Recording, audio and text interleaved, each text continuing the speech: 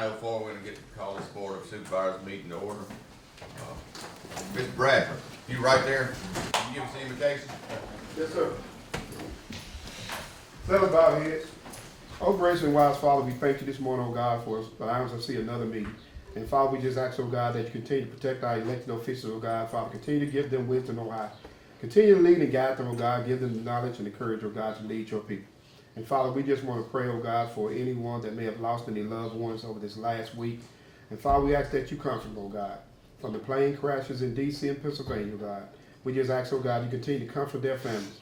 And Father, we just continue to pray for our leaders that are elected across this state and this country, oh God. Father, continue to protect them, oh God. Father, continue to lead and guide them, oh God. Father, we just pray for our first responders. We pray for our doctors, our nurses. We also pray for our school. Continue to keep our kids safe, oh God. And Father, we just want to pray, oh God, for Adams County, especially, oh God, for the businesses that's being opened up.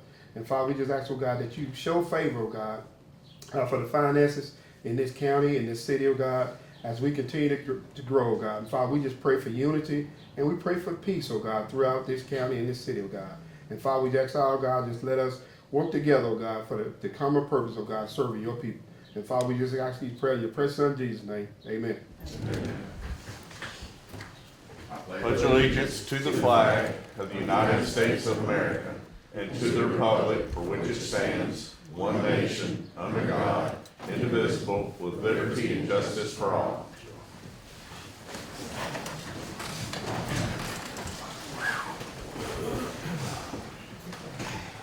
I need a motion to approve the minutes from November of 2024. Moved by Ms. Hutchins, second by Mr. Middleton. Any discussion? All in favor? Aye. Motion carried. I need a motion to approve the docket. Moved by Ms. Hutchins. Second by Mr. Gaines. Any discussion? All in favor? Aye. Motion carried. I need a motion to approve monthly financial reports for the Adams County Sheriff's Office, Chancery Clerk, and the Purchasing Clerk. So moved. Moved by Mr. Gaines. Second. Second by Ms. Hutchins. Any discussion? All in favor? Any nays? Motion approved. All right. Special presentations, if any? Any special presentations? I'm sorry. I do have one. Okay, My name is, you can go to the podium. It's fine. Okay. Let's have a little information for your board members. Let me give you all just one of my phones. What's your name? My name is Leo Patrick Fleming. I'm with the company, Your Public Adjuster. I'm just here to explain the services we provide solely free to the county. Hopefully you'll, I'm sorry, that was empty. Be something you can find of value.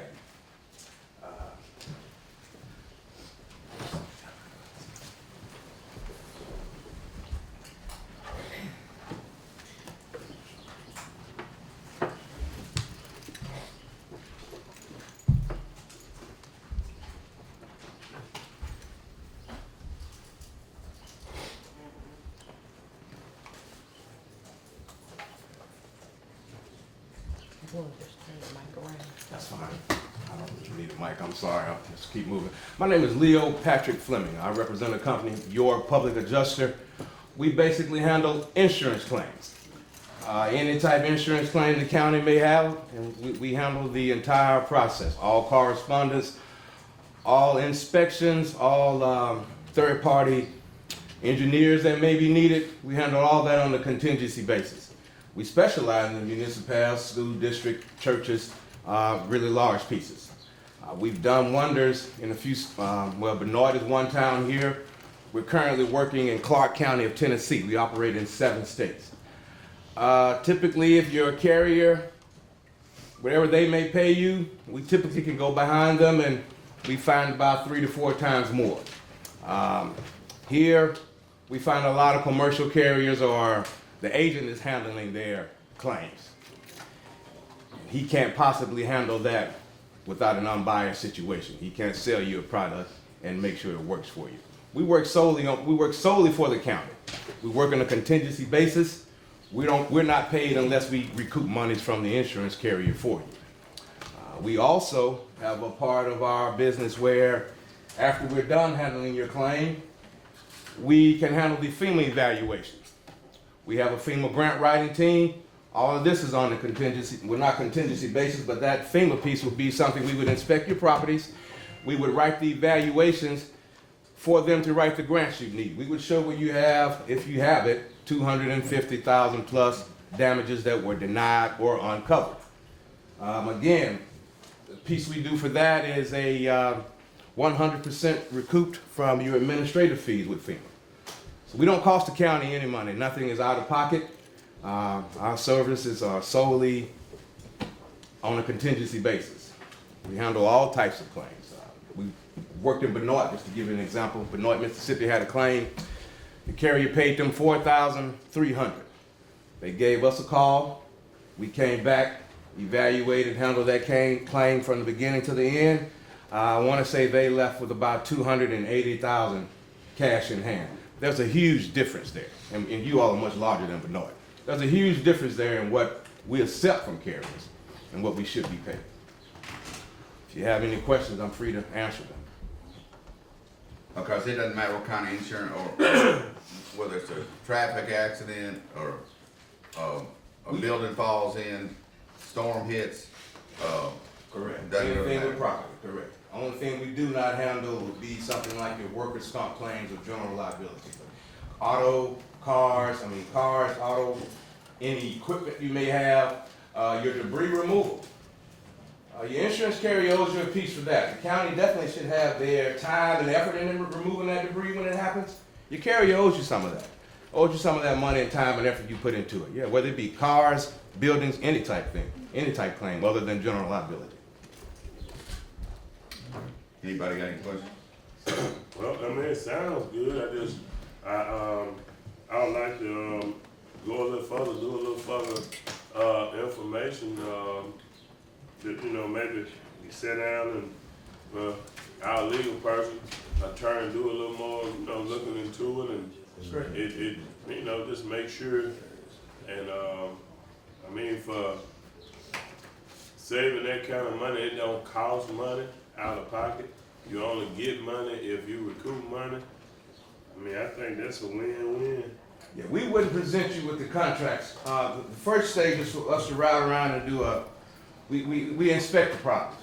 We wouldn't present you with a contract if we weren't for sure it's there. We didn't see the damages being covered on your buildings and property. We wouldn't just pick them up and sign you up. We wouldn't be trying. After we signed you up, we're 100%. There's going to be something to be recouped for. I just like, look a little more into it, and I thank you for your presentation. I thank you. Mr. President, Yes. who else you say you have done business with in Mississippi? The town of Benoit in Bolivar County, they're my most recent. I've done several hotels here, but when you go to municipals, they're my most recent municipal here in Mississippi. Now we have about 5 counties in Tennessee. Clark County is one. Clark County was hit with the Hurricane Helene. Give you one prime example with them. Their schools. They have a school that sits on the river. The school wasn't covered. There's no flood insurance there for it. We came in and did our evaluation. Now, because of the evaluation we've done with FEMA, this school has 3 options. They're going to either lift the school up to protect the water from coming in. They're going to have to, that's going to build a wall around it. Or they'll build a wall around it is the second one. And the third one is to move the school. The district has chosen, the county has chosen to move the school. Right now, because of the evaluation we gave them, they went from 0. And we gave them a $28 million evaluation. And they're in line for FEMA to give them $40 million to move that school and rebuild it. It's those type of fundings that we're lacking and missing out on after these storms. And again, all of that was on a contingency basis. We didn't, other than the administrative fees for writing the piece, which is 100% refundable, we didn't charge them anything. But Clark County is a good county you can reference. The town of Benoit is a good one also. And you typically take 10% of the whatever you get, or how Correct. much? Yeah, that's 10%. That's per state law. That's all we can do is 10%. Yeah. All right. Mr. That sounds President, interesting. I recommend that we take it under advisement. Okay. We're gonna take it under advisement. I thank you. Okay. Where are you from? I'm originally from Indianola, Mississippi, but I work out of DeLand, Florida, and Belzoni, Mississippi. But I'm born and raised in Indianola. My office is in Belzoni, and I travel back and forth to DeLand, Florida. Okay. That's where our main office is. All right. Appreciate you coming today. Thank you. All right. Okay, county business, Andy Turnage. Yes. Morning, ladies and gentlemen. I appreciate your time on following up on this. I'm gonna link his materials right down here. So I visited with you guys a couple times, as you know. Got a quote over to Mr. Dollar about putting those illegal dumping solutions in. Now, I wanted to come back in though and clarify and make sure you guys understood the costing and all of that. Last thing I want to do is come in and we implement something, either wait, hold up, I understood this. So if from Mr. Dollars, when we sent the quote in, and I'm gonna show that quote here up on the screen, and make sure you guys don't have any questions on that. Second thing I'd like to do, and we may do that later if you don't have time to do it, is go through a little demo. So basically, a lot of people think, all right, I put a camera in, right? This is more of a actual solution. So we do it, the service and everything comes with it. Hold on, let me get this back over. Yeah, I saw the Laker trade up there. I was like, God, what's going on? Yeah. So basically, think of it as cameras as a service. So basically, we come in, we do a 3-year agreement. It's $1,800 a year per year for those agreements. We come in and actually we can install everything, and I wanted to make sure all this was itemized out so you guys actually understood exactly what was happening. We do a breakaway pole per road standard, so if someone hits the pole, it breaks. The other thing I want to let you know is if you have time to show you just a little bit of the back end solution, is you buying the solution as a whole. Don't think about it just cameras. So it's the back end software, the AI that takes those images that we capture, weeds that out, and then notifies the appropriate individuals. For instance, I've got a camera out, it's got 9,000 pictures on it, but there's only been 375 notifications because that's the only ones that met that criteria. So the hardware is covered. If it fails through that period, we replace it. So that's part of that. If it's vandalized or stolen, $500 for a replacement camera. That's obviously gonna fall on the county, unfortunately for that, but anything else from a hardware standpoint that fails, we'll cover that. Did y'all have, I think there was some confusion on that, but that's a per year cost for the service as a whole. So did y'all have any questions on that, Mr. Dollar? Did you have any questions? I wanna make sure that was clear to us. Say that again, that per year cost? It's 18. Now the installation we do for year one, right here, we got $500 for the pole, $500 installation, and a $250 setup fee. And that's setting the camera up, getting everything ready, getting it piped into the cloud. So basically it's a cloud solution. So anybody in here could be added as a user, and you can go in and look at the pictures. So it keeps all the pictures for 30 days. So it's kind of a multiple uses there. So if you have something go on that road, you're gonna have pictures that do come in and out, and law enforcement can use that, thefts, burglaries, whatever. And then we put it at the illegal dumping site. So you'll get pictures of the person actually doing the dumping. 2 ways to do that. So one of my counties likes the infrared on the camera to be very bright. Okay, I get a really good picture of the individual. At night, it glares the license plate out. What we've done over in Alabama is turn the infrared down, and then I get a license plate and a decent picture of the person. So depending on how your law enforcement wants to handle that, depends on the way we set that camera up. But I just wanted to make sure that you guys had a very clear understanding up front on that, the cost and everything that goes into it. So it's the service as a whole, the software, any updates, and we're constantly updating the software to make it better. Obviously, that's included. And on the AI engine, we've actually included now, if you want to search on different colors of vehicles, and it will actually, I can search on guns, show me every picture has a gun in it for other purposes, but you guys will be able to search those pictures as well for that for 30 days of any picture that it took. So I wanted to make sure that you understood kind of that. Here, I'm not going to, for confidentiality purposes, if we want to, let me show you the detections we've had. I don't know if I can do that in an open meeting. Obviously, there's people involved. There may be people from this county that's on that camera. So I don't know, for the board attorney, he probably have to make that decision if you wanted to go in and actually show you the events. But here's some of actually the pictures that we've taken here. This is just of cars coming down. It's gonna pop 3 different pictures on this particular dump site. And then I can scroll through, as you see, and pick up all the information. Now, these are not the AI events. These are not the pictures that trigger a notification. Those are on this side, and those have people that you might not be able to do that in open forum because they're not guilty or innocent yet till they go to court. We've had successful guilty verdicts with these cameras, so we call them dead to right done. But anyway, I wanted to make sure to come back and give you guys the 30-day proof of concept. Obviously is in play. What we like to do is show you the costs up front, get the paperwork. You're okay with those costs, we'll come in, put the camera up. If you like it, 30 days later, we send the bill. Then the next year, it'll be $1,800. Then the next year, $1,800 for that specific camera. After 30 days, Mr. Dollar, if you guys don't like it, I come pick it up, no charges whatsoever, just like we talked about. So if you guys wanted a 30-day to try it, that's still there. Yes, sir, you got it, Mr. Dollar. So you're saying the 30 days to try it, what do we have to do to try a camera? It's not just you come put it up and all, it's. So sign the paperwork, making sure you see the cost, that's the main thing. Everything above and aboard, this is how much it's gonna cost if you keep it. Come put the camera up, roll her 30 days, after the 30 days you don't want it, you call me, I come take it down, we shake hands, and that's that. Yes, sir. President. Yes, sir, go ahead.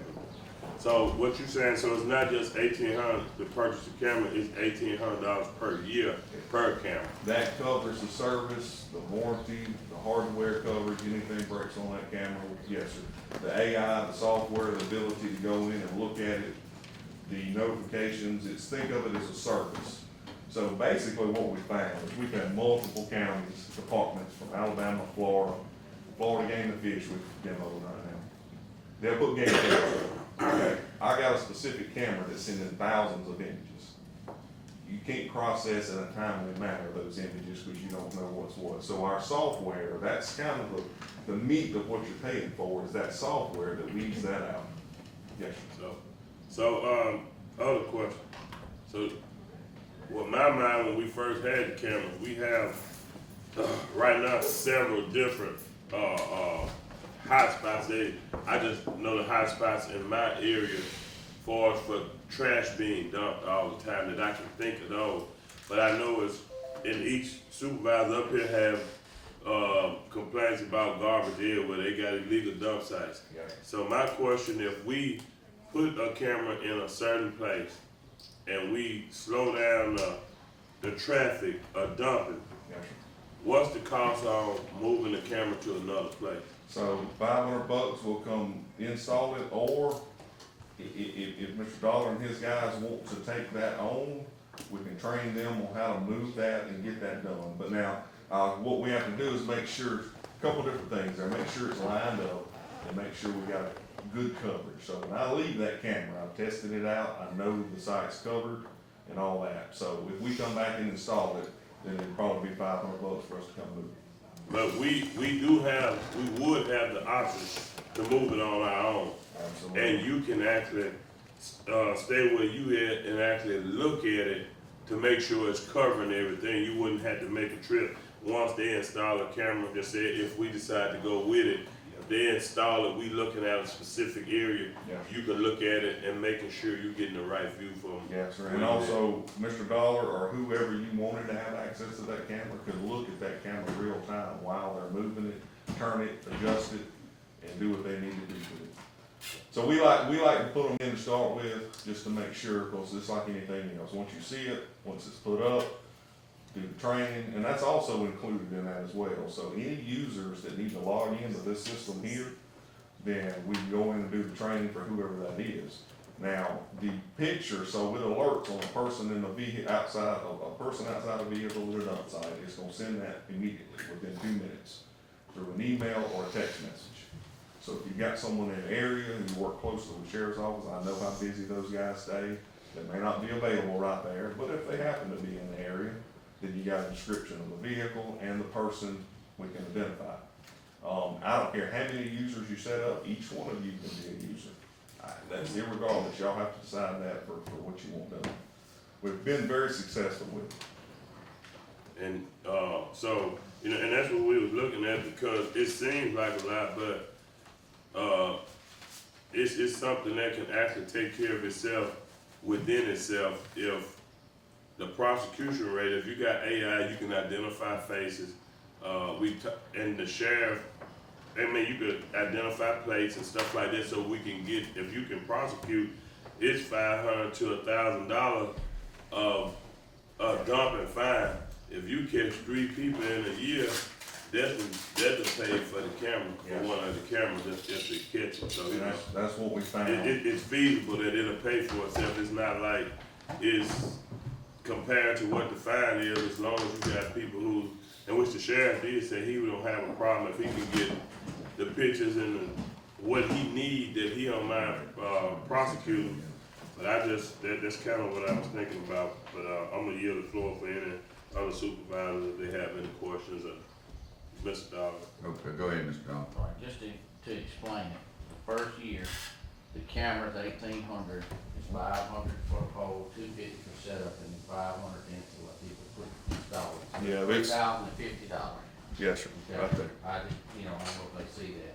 Then the next year is 1,800, the next year is 1,800, so at the end of the 3 years, that one camera costs you $7,115.50. Am I correct? Camera, service, the whole 9 yards, yes, sir. Okay. And that's if it doesn't get damaged or somebody steals it, it costs you 500 more. You've had I more- just wanted them to understand. Oh, that absolutely, because- brother. Hey, that's why I came back. There's no misunderstanding. It's all clear. Because at the end of the day, I want it to be successful, and I want you guys to know exactly what it's gonna cost, just like this right here. That's what Mr. Dollar's looking at. Now, the difference between this one and that one, what I'll do, I'll put the vandalism and theft on there and put that at 500, so you know that's if somebody cuts the pole down or somebody steals it or what have you, we'll put that in there, so you'll see that. I've had one, I told Mr. Dollar the other day, knock on wood, we didn't have one. I had one in Hines County that got stolen. Sure did. So we went back and put 2 cameras up in that spot. Once it slows down in the spots that we put it on initially, man, I've had people pull up middle of the day and dump, looking at the camera. It's not a covert camera. It's very visible, okay? You want it to be visible. I've had people pull up, look at it, and throw the garbage out and get notified right then. So I got a good clear picture of who threw it out and the plate. Now, in regards to law enforcement, we kind of need to ask the question, have they rather have a picture of the person? Because during the daylight times, guys, it's gonna be fine. You're gonna get a plate, you're gonna get the person. At night, if we have that infrared turned up, it's gonna wash that plate out. You got a good, pretty clear picture of the person, your plate's washed out. So what we've done in Birmingham is I turned that infrared down, okay? So the tag lights illuminate the tag, and we get the tag number then, but I don't have as bright of a picture of the person. So it depends on how. Now, to your point, sir, you mentioned identify. The system's not gonna identify that person, okay? So it's not gonna come up and do a facial recognition and go, hey, this is Andy. That's gonna be left up to whoever prosecutes to identify from that picture. I got a question. Oh, go ahead, So Shane, what would y'all want? Oh, y'all. Tag would be better, but if you didn't, what would help with the system? I think that's what you were asking, wasn't it? It is, because here's what happens. So, we've had folks show up, tag number, and they go, yep, my truck, I wasn't driving it, I loaned that at the bottom. Now, no different, they gonna get the ticket. Yep, there you go. If you guys wanna, if you choose to go that route, then we can adjust the settings on better to get the tag, you see what I'm saying? Or the picture of the individual. So, let me interject for a minute. Okay. The last time the sheriff was in here, you know, the sheriff was talking about the new AI system that they was dealing with, and so that's something that we'll have to talk about, because he said that, you know, they had pictures and it took months to identify them. He said now if they got a picture within minutes, this new system that they was implementing kind of identify. So I guess that'll be something we had to identify if we decide to go that way. But the main thing, I guess that'll be a portion that the sheriff's department get together. We definitely needed to know what would it cost and, you know, stuff like that. That's the main thing. Yeah, on this particular picture here, got a good view of the tag. It actually draws that square around the tag, but obviously it's in daylight. Okay, infrared doesn't play a part. So if you're basing it solely on tags, we'll need to turn that infrared down. If you want a good, pretty picture of the person, then I need the infrared up. To make sure. Most of the dumping, like I said, this one is, you see right here, I don't know if you can see it, that's 14,928 images that camera has caught since I put it up less than a year ago. There was around 300 active notifications. We're running about 90% on notifications, okay? Now, we wouldn't schedule notifications on this one, this scenario, because you won't get notified instantly. Some of the other, if we do loitering or something like that, if you've got a business that wants to be alerted, okay, that's a little bit less, that's $1,200 a year, and then I can say, okay, from 6 p.m. to 7 a.m., send me notifications. I don't want to be notified during the day because they're open for business. But we've stuck these up before and you just get notifications after hours. If you've got loitering going on, Game and Fish in Florida, it tweaked their interest. We went in and added an update that they could search for all pictures and tell me every picture that the person had a gun in. So it's, you know, different scenarios, same solution. So any of the updates that we get applied to the software updates, well, you know, you guys get those as well. So, any other questions? I got one question. All right, go ahead. Is there a certain poll, I know you have to pay for each poll, right? Are we gonna have to pay for each poll that is put up? Because what if you got, a camera on a pole and we wanna move that camera?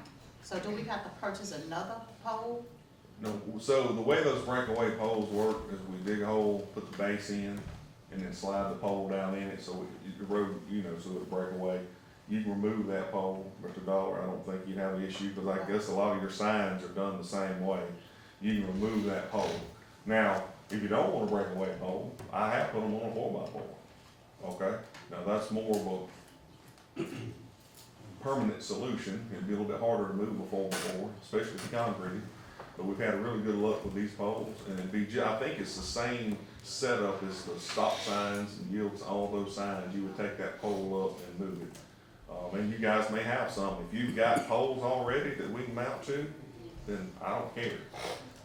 The problem, and the reason we go ahead and put the pole costs on that is very rarely do we get in a rural area with a dump site that there's anything to mount on in the proper spot.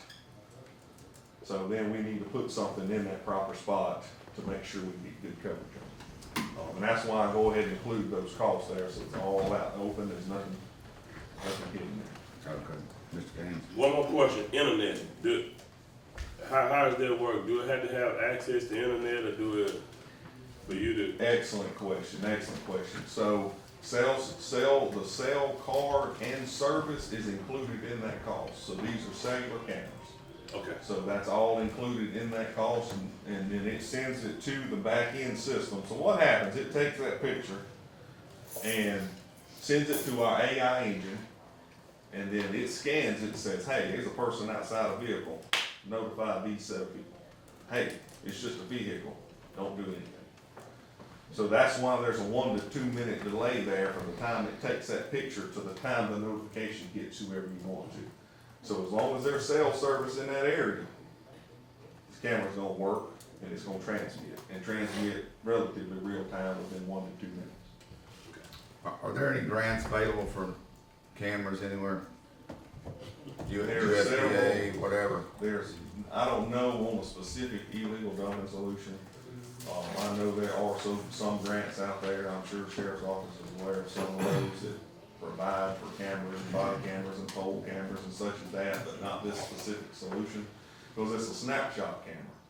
Now, here's another thing we're doing in Q1 of this year, is we're working on adding the ability to bring in video camera feeds to this interface. So the end goal was for me to have a spot I go to, and I see these snapshot cameras, and I can bring in video camera footage. I go to one place to look at what I have coming in.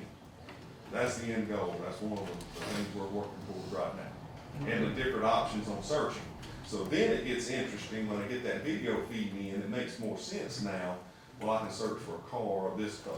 I can search for somebody with a gun. So then it opens up to bring in and searching the video feeds as well. The cell service provider, is it a dedicated carrier or does it Dedicated. find who is it? It's either gonna be, I don't think the newer models may be Verizon or AT&T. I'm thinking it was a dedicated Verizon, but I'll make sure on them. So some of the newer cameras, you know, come with that dual technology. Right, and it picks up the strongest. Picks and up the automatically strongest connects. one. 'Cause we've got some voids throughout the county that. Yeah. And that may be something so we're I gonna mean, mount it. I've seen the dual working a lot better on a game camera, being that it, you know.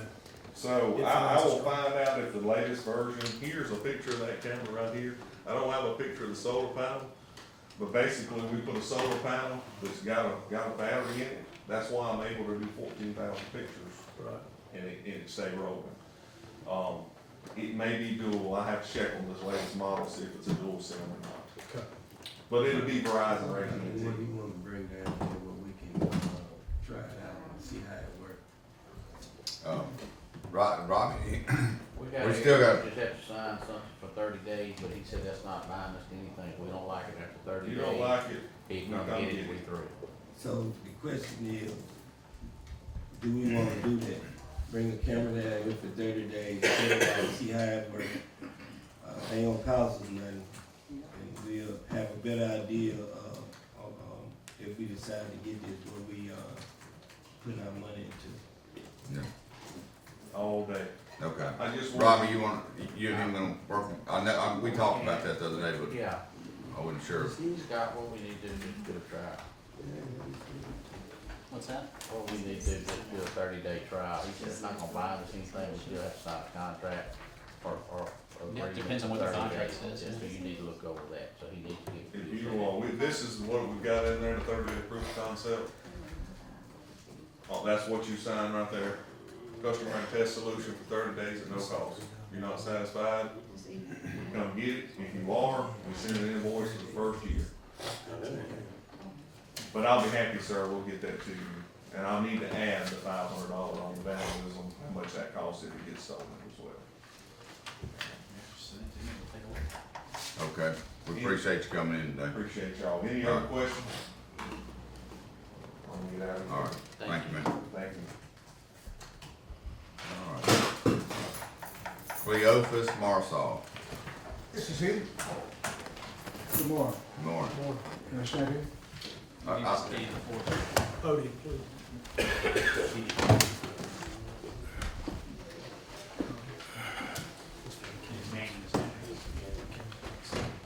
Mr. Marsall, I need you to state your name and your address. Cleopa Marshall. I'm at 3 John Pittsburgh Parkway, Yeah, okay. and I understand Mr. Middleton is oversee that area. I have a culvert coming in from the south, the east, and there's also water draining from the west, going north. And it's a terrible place where those that drainage meet, and the water goes in and it shoots out. And it's eroding property from both sides of the location. And I see where there has been some work done there, but it's dilapidated now. It's all falling in, it's ineffective, and it's also affecting the road. And Do you have any pictures? no, so I didn't bring any pictures. so you got- It's so okay. visible, it's so visible. Okay. All right, Mr. Dollar has some. We went out, he called, we done a work order, on it on 6/20/24. He called about the ditch, it said it was stopped up. We went out, cleaned the ditch, got it all cleaned, cleaned the culverts, got all that cleaned. It's gas lines through that area. Show 'em to you. See the gas line there, see the gas line there. And right in the middle, like I said, that's in the middle of the ditch, the gas lines. So with the gas lines being in the middle of the ditch, we can't dig the ditch no deeper than what's there. If we hit that gas line, I mean, we're responsible for it. And you know there, because all the locates that you had the dirt work done on your place, you called and then we called and got locates done through there. You've seen the markings, you've seen what's there. We went out, we met, we cleaned. I've been out, took pictures after the rain where the water's running through, flowing. All that's going downhill and headed out. Yeah, there has to be, it needs something done there because it's affecting the road. You know, there are many trucks, industrial trucks, and stuff traveling up and down the highway, and it's going to undermine the road also. So, 3, 4, 5 foot off the road. That shoulder is where the ditch is. so and if it's not, if something isn't done, where that pressure from the water is coming down, it's going to continue to get worse. I'll come out and look, but like I said, we can't dig any deeper or any more with that gas line being there, and you've seen the gas line, you know they're there, you know the markings are there, we've had this conversation in the past about it. But it's plenty of shoulders there, the shoulders are not washing off, it's not right next to the pavement, but I will come out and meet you and we'll take a look. Okay, I appreciate it, but you're saying digging, we don't need a digging, we need a filling. We need something If you substantial. fill that ditch out, the water gonna get out of there. Huh? If we put dirt or fill that ditch, the water won't get out. When you previously called, you said the ditches need to be cleaned, the water wasn't flowing out. So we went and cleaned the ditches and cleaned the culverts and opened them up. But I'll come meet you and we'll look and see. I appreciate it, but my complaint are not the ditches. As far as I'm concerned, the ditches are draining well. Okay, so, But what I'm saying, the erosion, the water is coming down, the pressure from that water is coming down and it's eroding the property. Water's coming down, it's coming in, and then it's draining eastward. And it's eroding the property. I'm not concerned about any digging, per you're se. saying it's eroding on the back of your property, No, it's on Colonel John Pittsburgh. on the road? Yeah, on the road. Where we've been working. On the road, and the drainage system there, everything's dilapidated, it's falling in. Are you saying the culvert's bad, or it needs a bigger culvert, or? The covers are bad, but yet the pressure, the water's still coming out of the culverts. And it's affecting the soil, it's moving it away. Is it not big enough? Sir? Is the culvert not big enough? Well, there needs to be something there to take the impact keep the water from taking the soil off, something. You had something there, you had some wet rock or something there, and it's falling in, and the water comes out of the, Okay. Me, both directions, right? Robbie and I'll get together, we'll come out there and take a look at it. Okay, thank you. Yes, sir. I appreciate it. Okay. I'm pretty Thank sure. you for coming by. Sir? Thank you for coming. Okay, thank you. All right. Listen to me. April White, Solid Waste.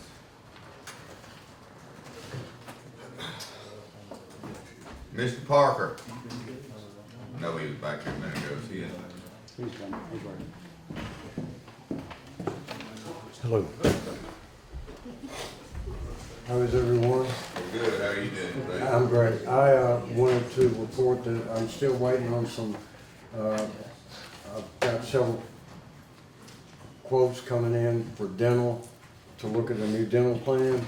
But I would need, due to the sensitive nature and talking about certain employees for the Samaritan Fund, I would like to request that I allow to go into executive session for a few minutes at some point. Okay. All right. Hopefully it'll be within the hour. Say it again. That's a mighty lofty goal. You think that's a lofty goal? That's good. Okay. City government business, if any. Scott, we got any city government business? President, Yes. I do. I'm on, Scott, I'm gonna ask you a request again. that you set up a joint meeting with the, even if it's, actually not a full meeting yet, I need you to set up something with the engineer, with, the contractors. We need to discuss the next phase of Morgantown Road. We do not need to wait until that phase is almost over to start discussing it. You know, we talked about it last year, the holidays, we never got a chance to get together on it. And I mean, I guess we don't have to have a big, both quarrels there between the engineer and a couple supervisors and stuff like that. We need to start discussing so we can come up with something that then we can present it to our boards. Yeah, usually it's been you and Ricky that have been involved in those little mini discussions. Robin, Well, and yeah. I'm talking about supervisors. Do you want, don't wanna do that? Go ahead, man. You just asked me to set up a meeting with everybody about Morgantown Road so we can start talking about the next phase.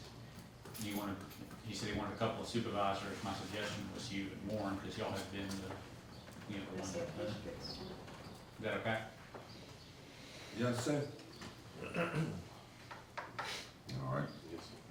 So let me ask you this question.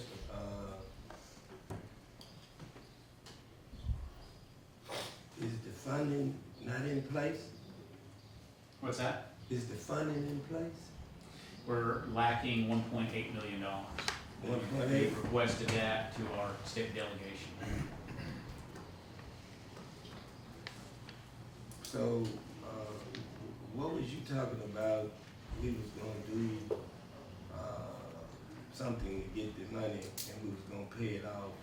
The cap loan, Yeah, Lynette had emailed us saying that the cap loan didn't qualify because it didn't have an industrial connection towards it. So she had told us she thought this project would make, but it did not.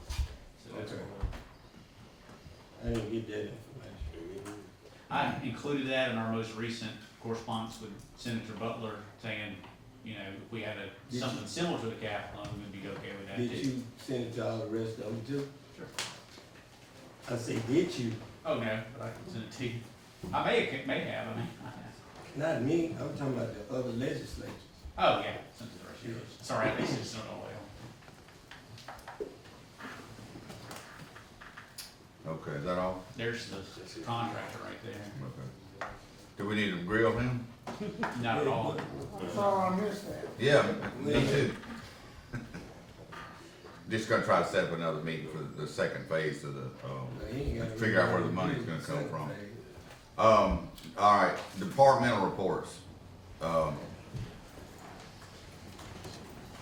Before No, we you go move ahead. on, I got some. I do need to set up a meeting, but at the end of the day, I just wanna make sure that whatever happened on Morgantown Road is done right. I don't agree with cutting no corners, and 5 years later, we got the same problem that we got now. Perfect example, what's going on with the city. They paved, what is that? Canal. Canal and Humboldt, and I guess they didn't mix the stuff right. Now they got to come back and do whatever. they Tear it all want back to do. up and start over. So, at the end of the day, I just wanna make sure whatever we do on Morgantown Road, we do it in decent and order and not to cut no corners. Thank you. All right. Go ahead. I have a few board orders. This one is a Charlotte Shell at 548 Highway 61 North. Her home burnt in 2024. And, we were wanting to reduce her taxes, a reduction of $548. All right, We did verify that. we're gonna do one at a time. Yeah. Okay. So moved. What's the pressure? Okay. Second. Motion moved by Mr. Gaines or made and, seconded by Ms. Hutchins. Any discussion? Yes, what was her name? Charlotte Shell, Shell, at 548 Highway 61 North. Okay, all in favor? Aye. Any nays? nays? Motion carries. This board order is for, Sylvia Perry. Her sister lived in a mobile home, on her land. This was, Sylvia's land. Her sister passed away October 22. She paid the taxes in 23, but the mobile home had actually been moved, and she thought the taxes were just for the land. Then she come to find out it was the mobile home and the land. So she, and the mobile home is gone. I did go out there, and Sylvia took me to her place. It's 1A Crane Break Road. 1-8, 1A, A. 1-8. A. And what is it? Crane Break Road. We did go and look at the land. That's pretty spring grass I've ever seen out there. That would be a reduction of $704. Her sister did live there When was the mobile home removed? in 22. And she paid So- 23. So this is for 24 or? Yes, sir, that's 24. Okay. All right. I need a motion. So moved. Moved by Mr. Gaines, Second. second by Ms. Hutchins. Any discussion? All in favor? Any nays? Motion carries. For this board order, we're just asking for the homestead to be put back in place. This lady, bless her heart, she got married and deeded her land back to herself. It was, It wasn't a, she got married and deeded her land back to herself and changed her, first married name to Ford instead of Bumgardner. It was Bumgardner. She got married to a bird, deeded the land and the house to herself and her new husband. And we didn't catch it was the same lady. Did Okay. does that make sense? It don't make sense. so. Did so- she make the application after her divorce? Yes, her first husband, Michael, passed away in 2004. And she came in 2005 and made application for homestead. Then she got married 10 years ago to this board, to a Frank Board. She received a letter in the mail saying, if anything changed, blah, blah, blah, you need to come in and change. Put everybody's name on the deed, on the homestead. So she did. She didn't tell us she was the same person. She went from Linda K to a Linda A. So what she want us to do? Give her back her homestead, because we took her homestead away. Because the names didn't match. She So- changed from Bumgardner to Board. So, how's that our fault? If you come in and say your name, James E., and you fill your paperwork out like that, and then you come back and say you got a James A., how's that our fault? I'm just asking the question. I don't do homestead. We didn't kick it out, I think the state kicked it out. Removed it. Cause it they don't didn't- match. Right, You got two different names or whatever on the same homestead. on the same deed. So- No, Bumgardner deeded it to Board, so it got all confusing for the state. And we finally figured it all out. Hazel that Bob did. Yeah, she What, said, what are we asking for? What's, give her back her homestead. how much is, just give her homestead, period, or? Well, she was fully exempt, she's been fully exempt since, 2002. She's Okay, And you know we can do that? You We can only fix do the like- homestead? 24, is that what you're asking 24, for? for 24, And how much is it? $1,400. This is the first time she's gotten a bill since '02. No, No, 92, I'm sorry, 1992. Mr. Slover, is that legal? I'm pulling the statute. I was asking Peggy if she had checked on it before presenting it. What, giving her back her exemption, homestead?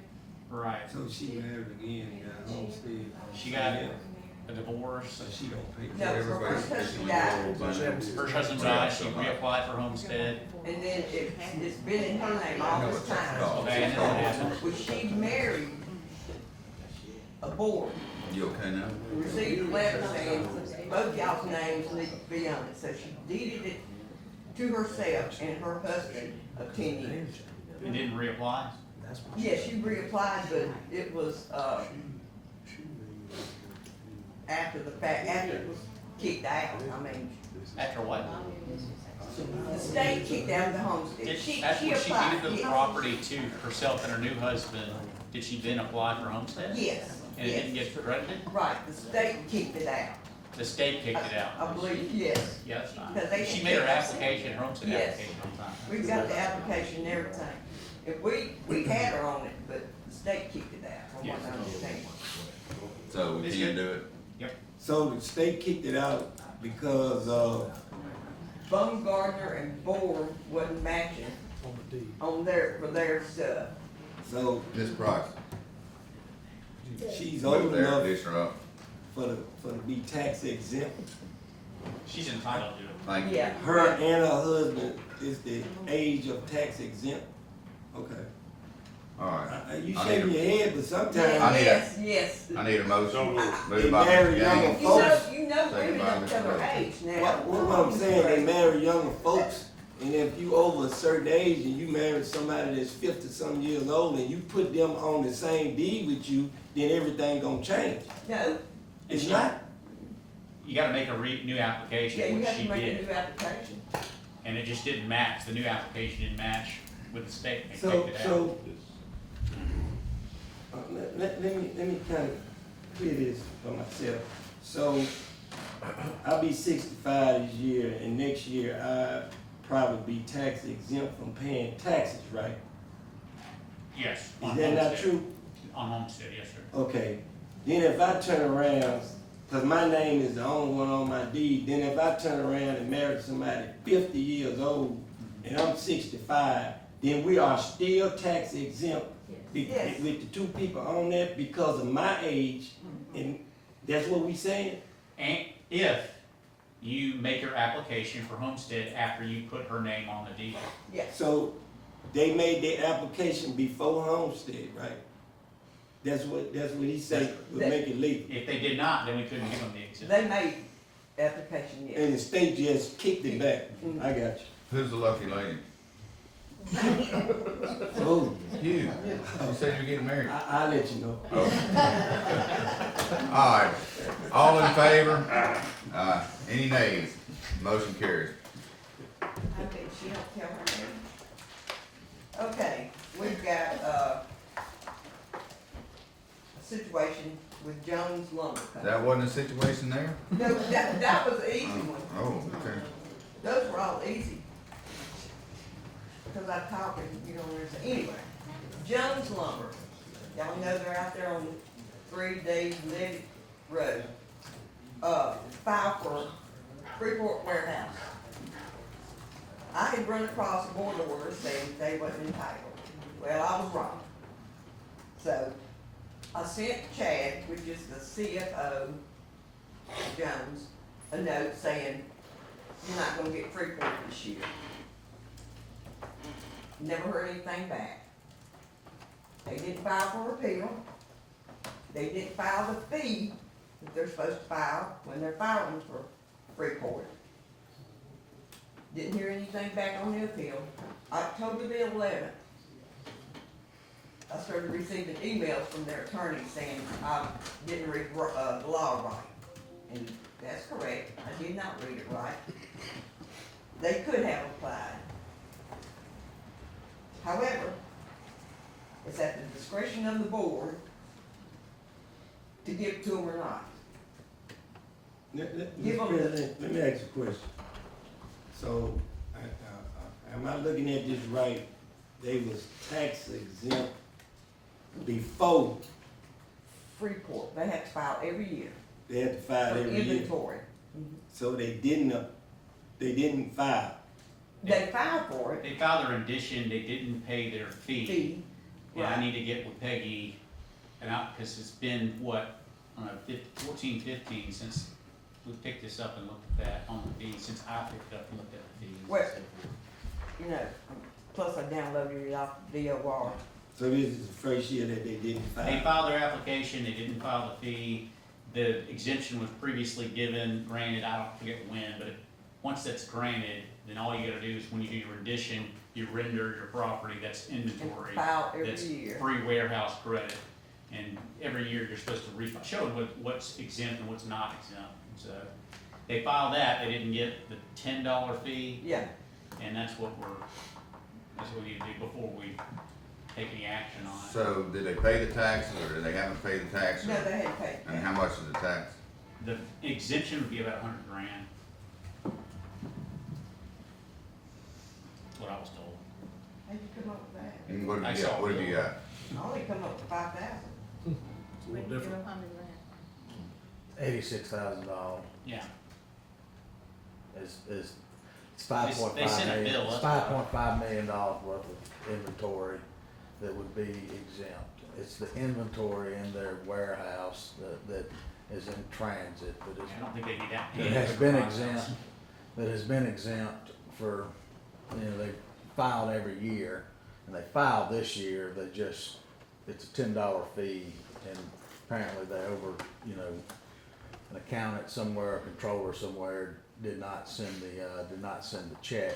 They weren't aware that they had not filed the $10 fee, coming in, so, but they've done it every year, and it hasn't been assessed, so it's not something that you're losing funds on. You wasn't getting the Yeah, money. You weren't something getting it to to use begin funds with. on, but So my they question. may or may not be entitled to it. My That's- question is this, after hearing everything what everybody said, at this point, legally, what can we do to help? Legally, because I'm not gonna do nothing either. Yeah, So you need to research. I wanna research it, but I also wanna get with Peggy too and make sure we on the same page on it before we look at $86,000. Yeah, because, And that's money we got in our budget already that's. Yeah, well, the way it works, why that does affect our budget, why it's negative, is because the first step in doing our millage is we say, we're gonna have X amount of value of property in the county, and that's gonna get us X amount of money. And so we predicted that we would have that valuation when y'all set a millage. So it does impact what we overall get, but we also predict we won't get everything that we levy to, so hopefully it's within our normal parameters. Okay. So you and Peggy wanna work that out before we make a decision? Yeah, I'd rather, because they're already, like, the Okay. arms on it. Peggy, And do you have again, I any- tried to talk to Peggy and she called me back, but I've never got back on with her, so it's on me. All right, Peggy, do you have something else? no, I'm free. Okay. Been good seeing you. Thank you. Yeah. And I know y'all, it's a $10 fee, it's just a little itsy bitsy fee. At the same time, the state's very, they're strict on exemptions and that's why I was asking about homestead. If you do what you're supposed to, yeah, you're entitled to exemption. If you don't, even if you were a day late on your application, that can be a problem to get the exemption. So we want to see how the state Ms. looks at Fales? these typical exemptions.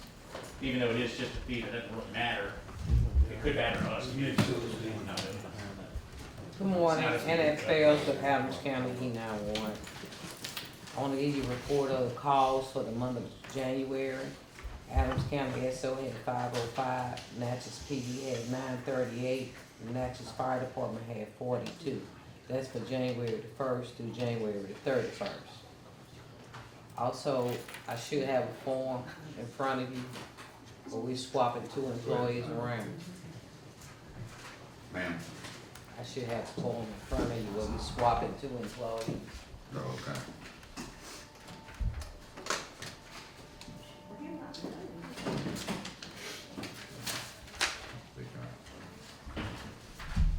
Let's have some Justice Court.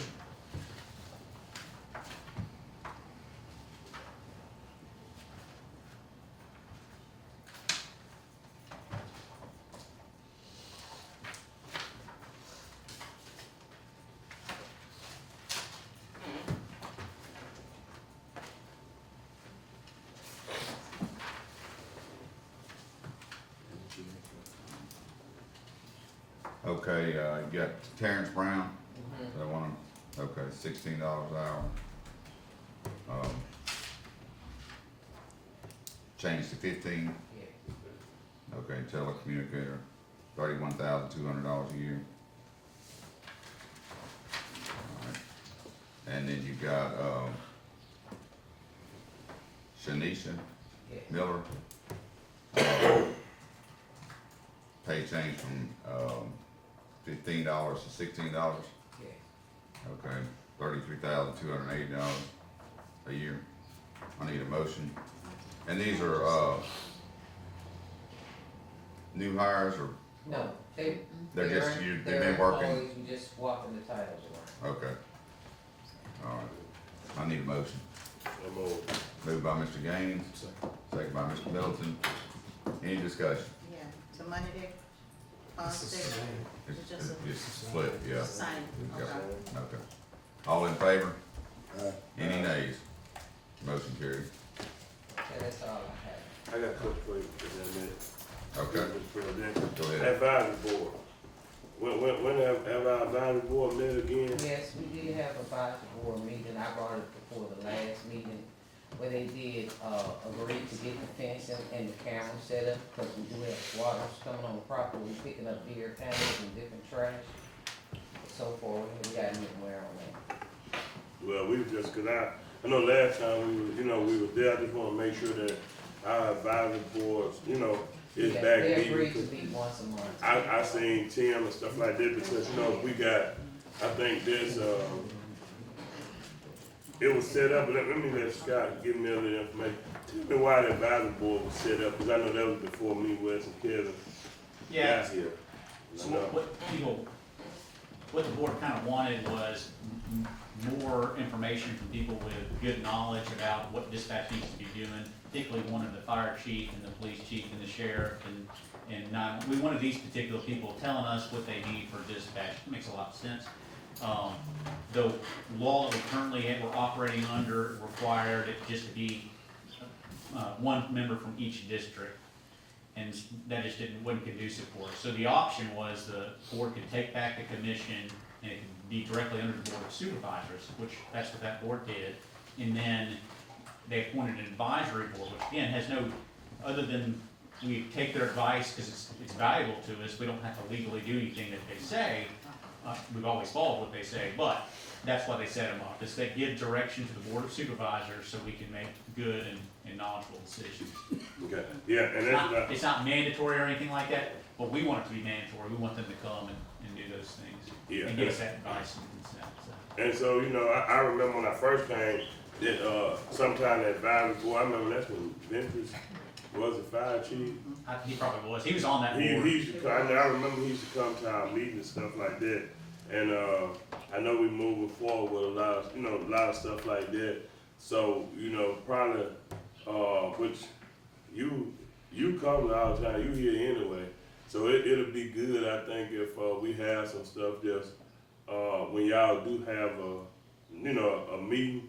I missed the first meeting of the last meeting, I wasn't here, of course, so I missed the information. But I would just like, if possible, when y'all have y'all meeting, if it ain't nothing but like a review of the minutes to keep us up where y'all at, so we can be on the same basis. When you do come after something, we won't have to be asking 100 questions. If you bring it, I think that'll make us operate a little smooth. Okay. Yeah. All right. I think, because that was one of the Yeah. things that we All right. requested. Yeah, I think, Tim did the minutes of the Yeah, last meeting, that's what so we- once he get it together, I can Yeah, that they submit give it. us a copy of the minutes. Okay, Thank you, Ms. Bell. thank you. All right. Whoever, I think we'll be quick. I think we're asking for a $109,000 change order on the levy project.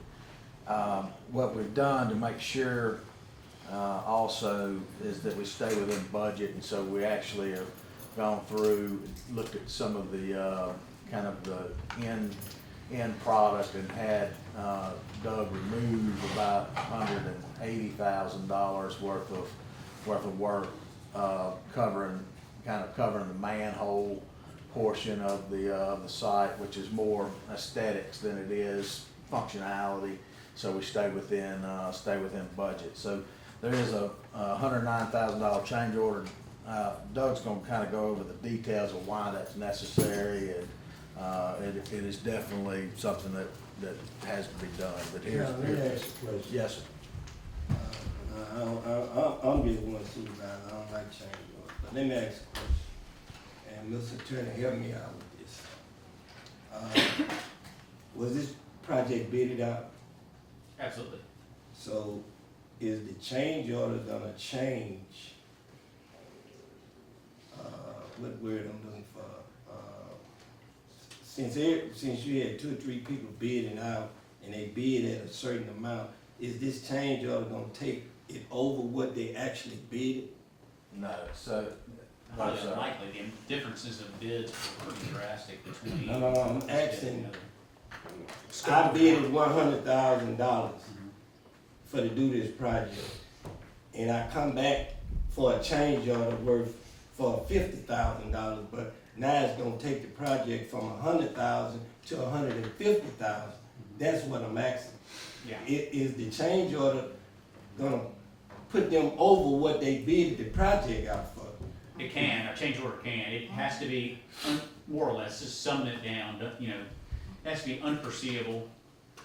It has to be in the interest of the county to make that change order, and then it has to be commercially reasonable. So those are your 3 things you have to do before, and the first one, of course, is unforeseeable.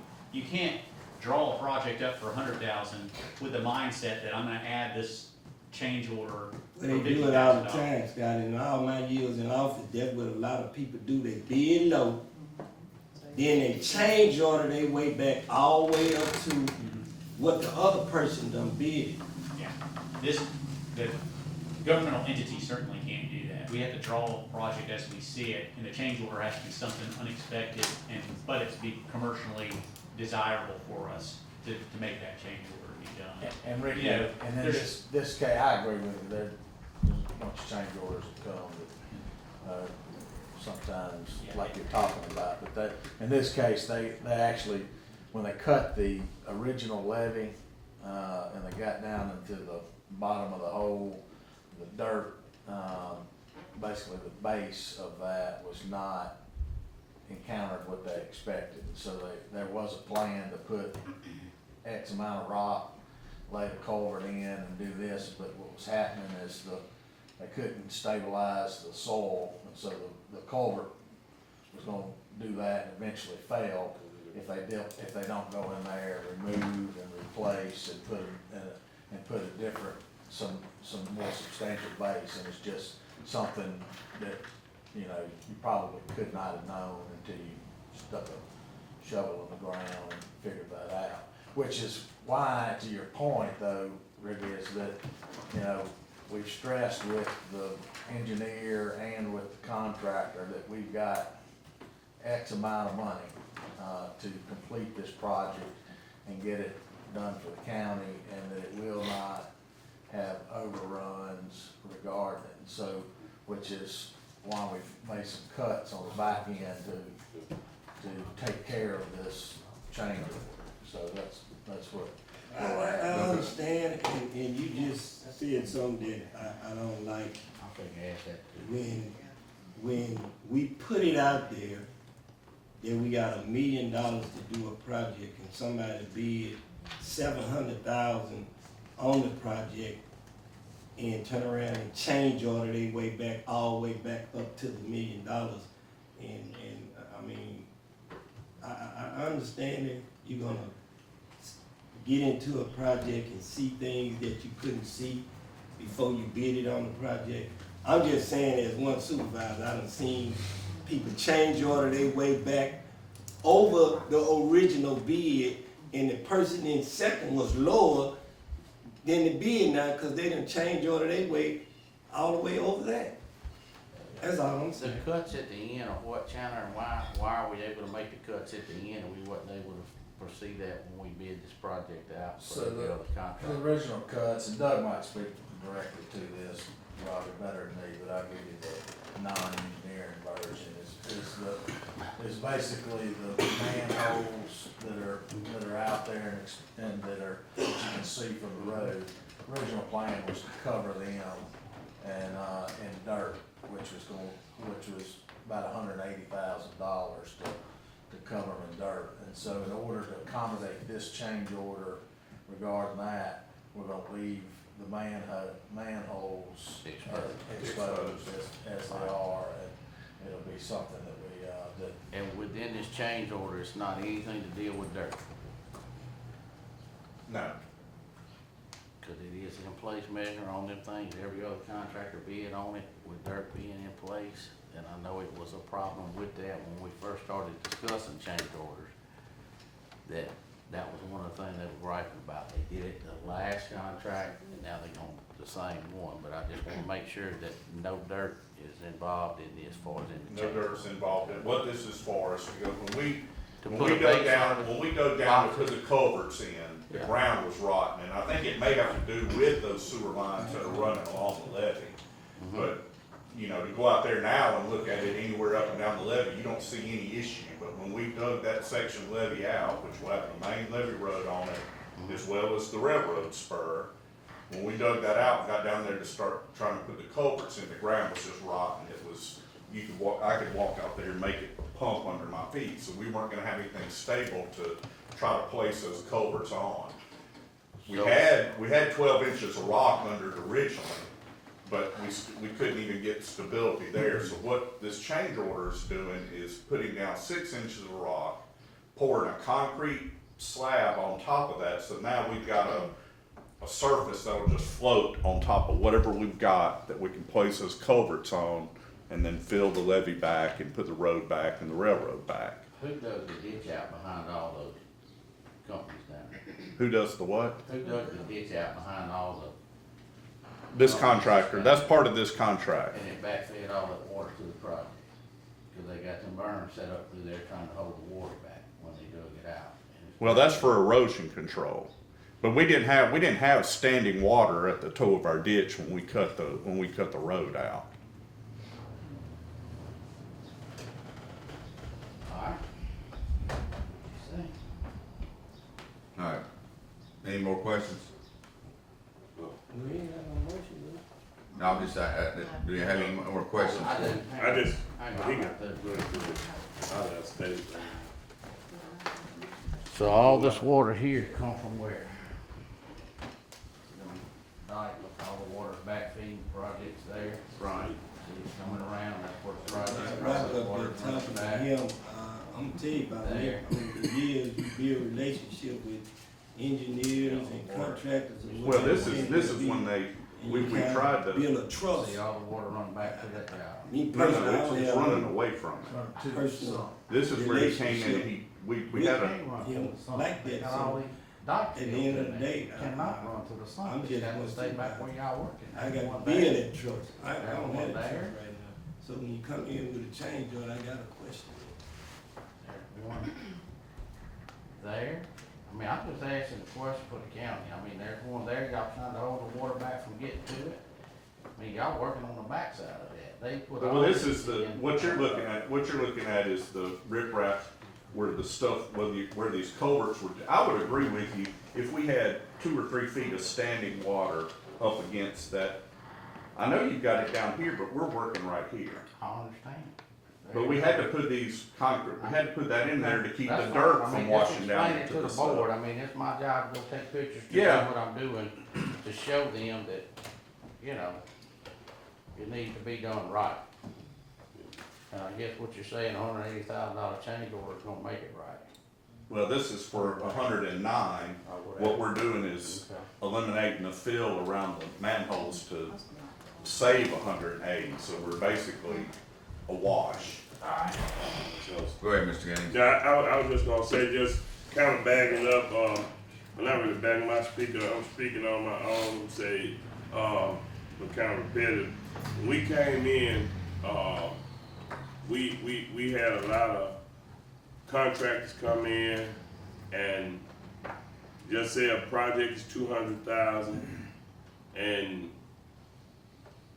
it's, just say it was award, we won the bid at 200,000, and it's, okay, I'll give you a prime example, one we can think about. State Park Road, it's done, it's over in the books. $2 million estimate, somebody come in and bid, leave 600,000 on the table. Okay, and then they'll come back in and change order, change order, change order, and change order. And that's kind of what happened. And it makes it kind of unfair to the bid process. Because if somebody come in and say, hey, we got this much, they bid 1.8 million, you bid 1.5, but you change all your way to 2 million. So did we get was it lowest and best bid? And I'm not questioning your change order. I'm just trying to clarify, because I do understand it's unforeseen thing. Just like you say, you digging up that mud, that's unforeseen. You don't know what kind of ground it is until you dig it up. So I do understand that.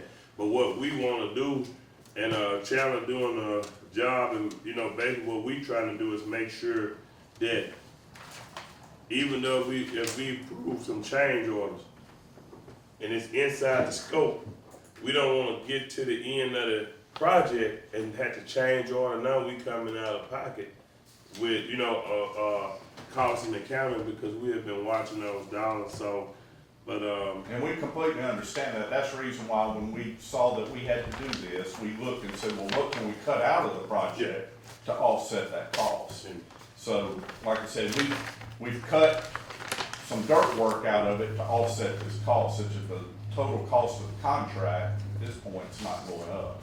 Okay. The next bidder above this, this bid was 3.8. I believe the next bidder was almost $1 million more than this. So we're not gonna change order up $1 million. no, We're not gonna let you. Yeah, well, I'm not gonna do it either. I mean, but I understand, you know what I'm saying? I definitely understand. And so I do understand the change order. I was just trying to clarify, so everybody could be on the same page of what we meant and what we had been up against. So, it's almost like if you make a bad decision in the past, we was new supervisors on our first thing. We had people come in, make bids, and then right now, I got one supervisor that's right here, Mr. Milton right here. He not gonna vote on dealing with any other projects, because we end up eating the project, they underbid them, or they change order, and then the county be stuck with them for a lifetime, and the work don't last even through the period. So, and I'm just letting you know, I do understand change orders. I'm not saying anything negative about you or Chandler or anybody, but I was just giving you the history why we are trying to be so tight, because we have inherited since I've been here some of those EWP projects. You go back and you do them, a year one to come up, they don't work, now guess who they belong to? They belong to the county, and that's unfair, so we trying to make sure we change. and that's the reason why, this is an important crossing. We want it to be stable. You got the railroad on top of it, you got the port road on top of it. We want to have a stable surface there when we go back with it, so we don't have any issues in the future. All right. So more or less, you're changing the scope of the work, not the money here. Yeah. Yes. Okay, go ahead, Ms. Middleton. Can you just give us a breakdown of that 109,000? I don't know what they have in your packet. Was there anything provided to the board as part of this? Can't approve something I hadn't seen. That's right. So, like I said, what we're doing is pouring a 4-inch thick mud slab under these culverts. The culverts are 300 feet long. There's 3 of them. So that worked out to about 94 cubic yards of concrete at $730 a cubic yard. We've checked that price. That's actually a little bit lower price of what we're seeing bid on similar work. And then it's got 12,000 pounds of rebar in it at $2.50, which is also matching current bids on other projects. Okay. Does this include that dirt on the rivets that y'all were trying to, What's that? the rivets that you were, dirt for that? Was that this part of that change order? No, we've not included in this that reduction. That's that was already part of the project, and when we pull it out, we'll just pay for less dirt. Okay. So we need a motion to do a change order that really just, is more of a change in the scope of the work, I guess. You gotta find that these changes are desirable and they weren't foreseeable. They weren't foreseeable because you said you didn't know the dirt was rotten until you excavated. That's right. It's desirable because you won't be able to install the box culvert. And then you gotta show why the proposed payments are commercially reasonable. And so how did you get the, Well, we compared what he's proposed here on his cubic yards per concrete and his dollars per pound of rebar to current bids that we're getting on other projects around the state. And actually, his concrete's a little lower. So we find his pricing agreeable. you can make a motion on that? All right, You satisfied with this guy? What's that? Is that satisfying? all right. Satisfies under the law, yeah. That's You Need a can't motion. just pick a price. Moved by Mr. Gaines. Need a second? I'll second it. Any discussion? Mr. President, I really don't have no discussion. I do have a question. I know it's kind of hard to answer this question. They don't fit to ask, but I'm asking anyway.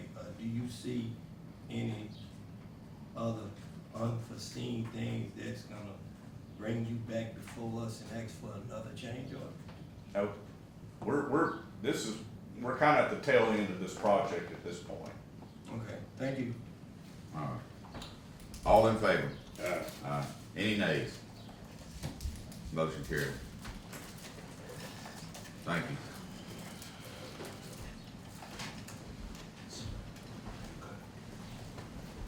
Morning. Joe Billman with the Intervention Morning. Board. And Sandra Wood with Glen Oak Circuit Court. This morning I gave each one of you a letter that was written by one of the circuit judges, Judge Drake, in reference to the opioid settlement money.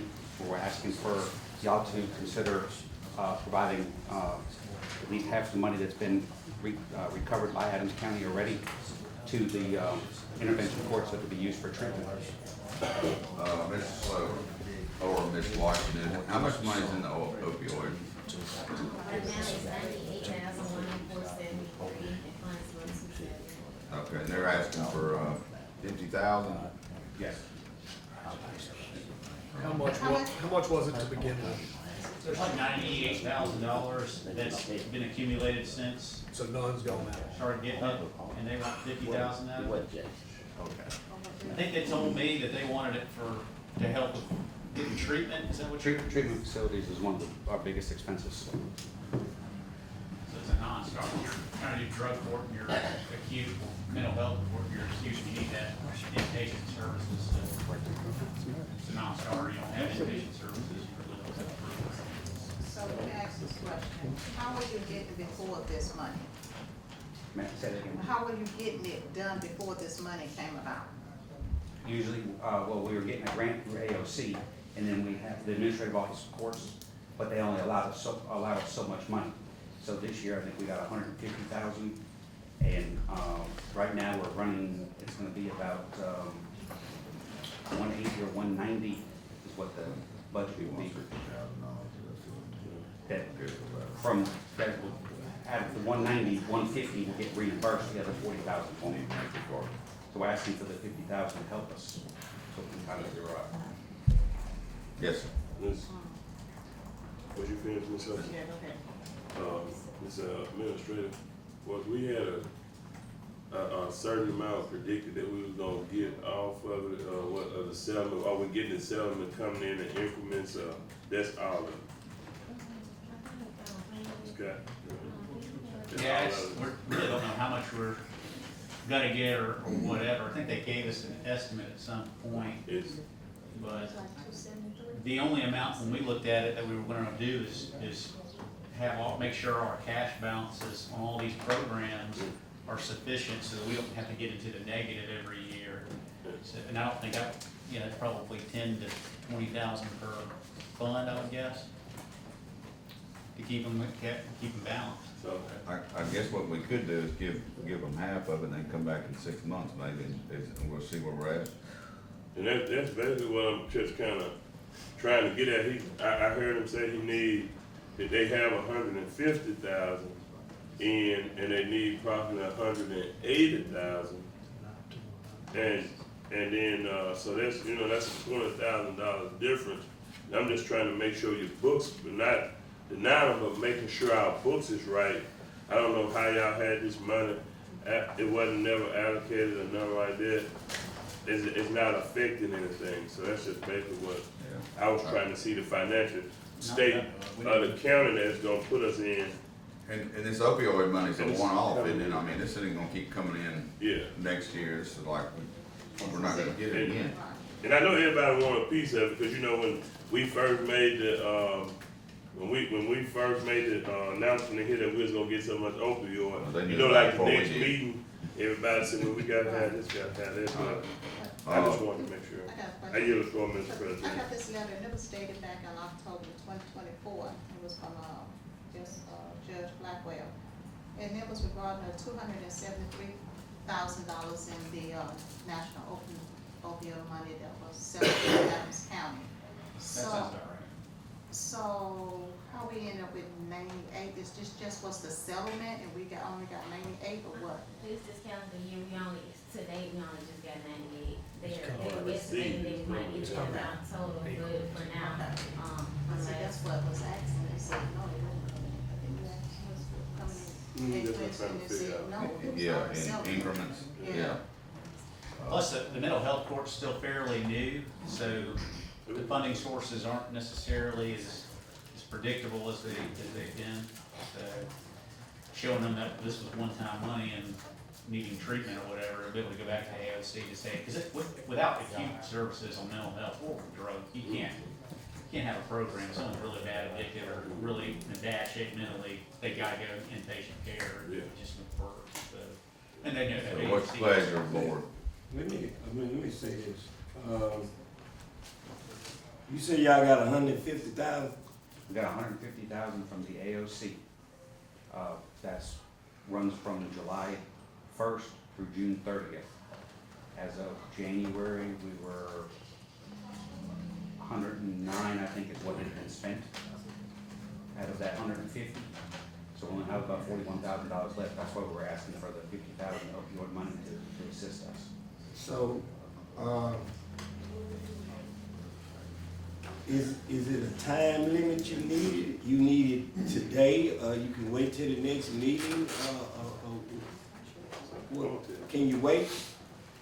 Well, I mean, if y'all would like to discuss it. No, the reason I'm asking because I don't have a problem with it, but didn't the judge over there come over here for the same thing? Youth court? Yeah, they came over here for some money and somebody else gonna be coming for some money. The only thing I'm saying, give us at least till next meeting to decide how we gonna spread this money out.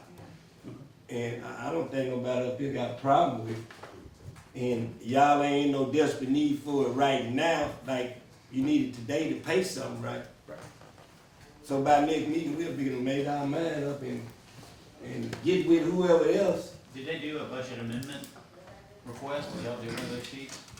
No, we haven't done one of them yet. So that's what we got.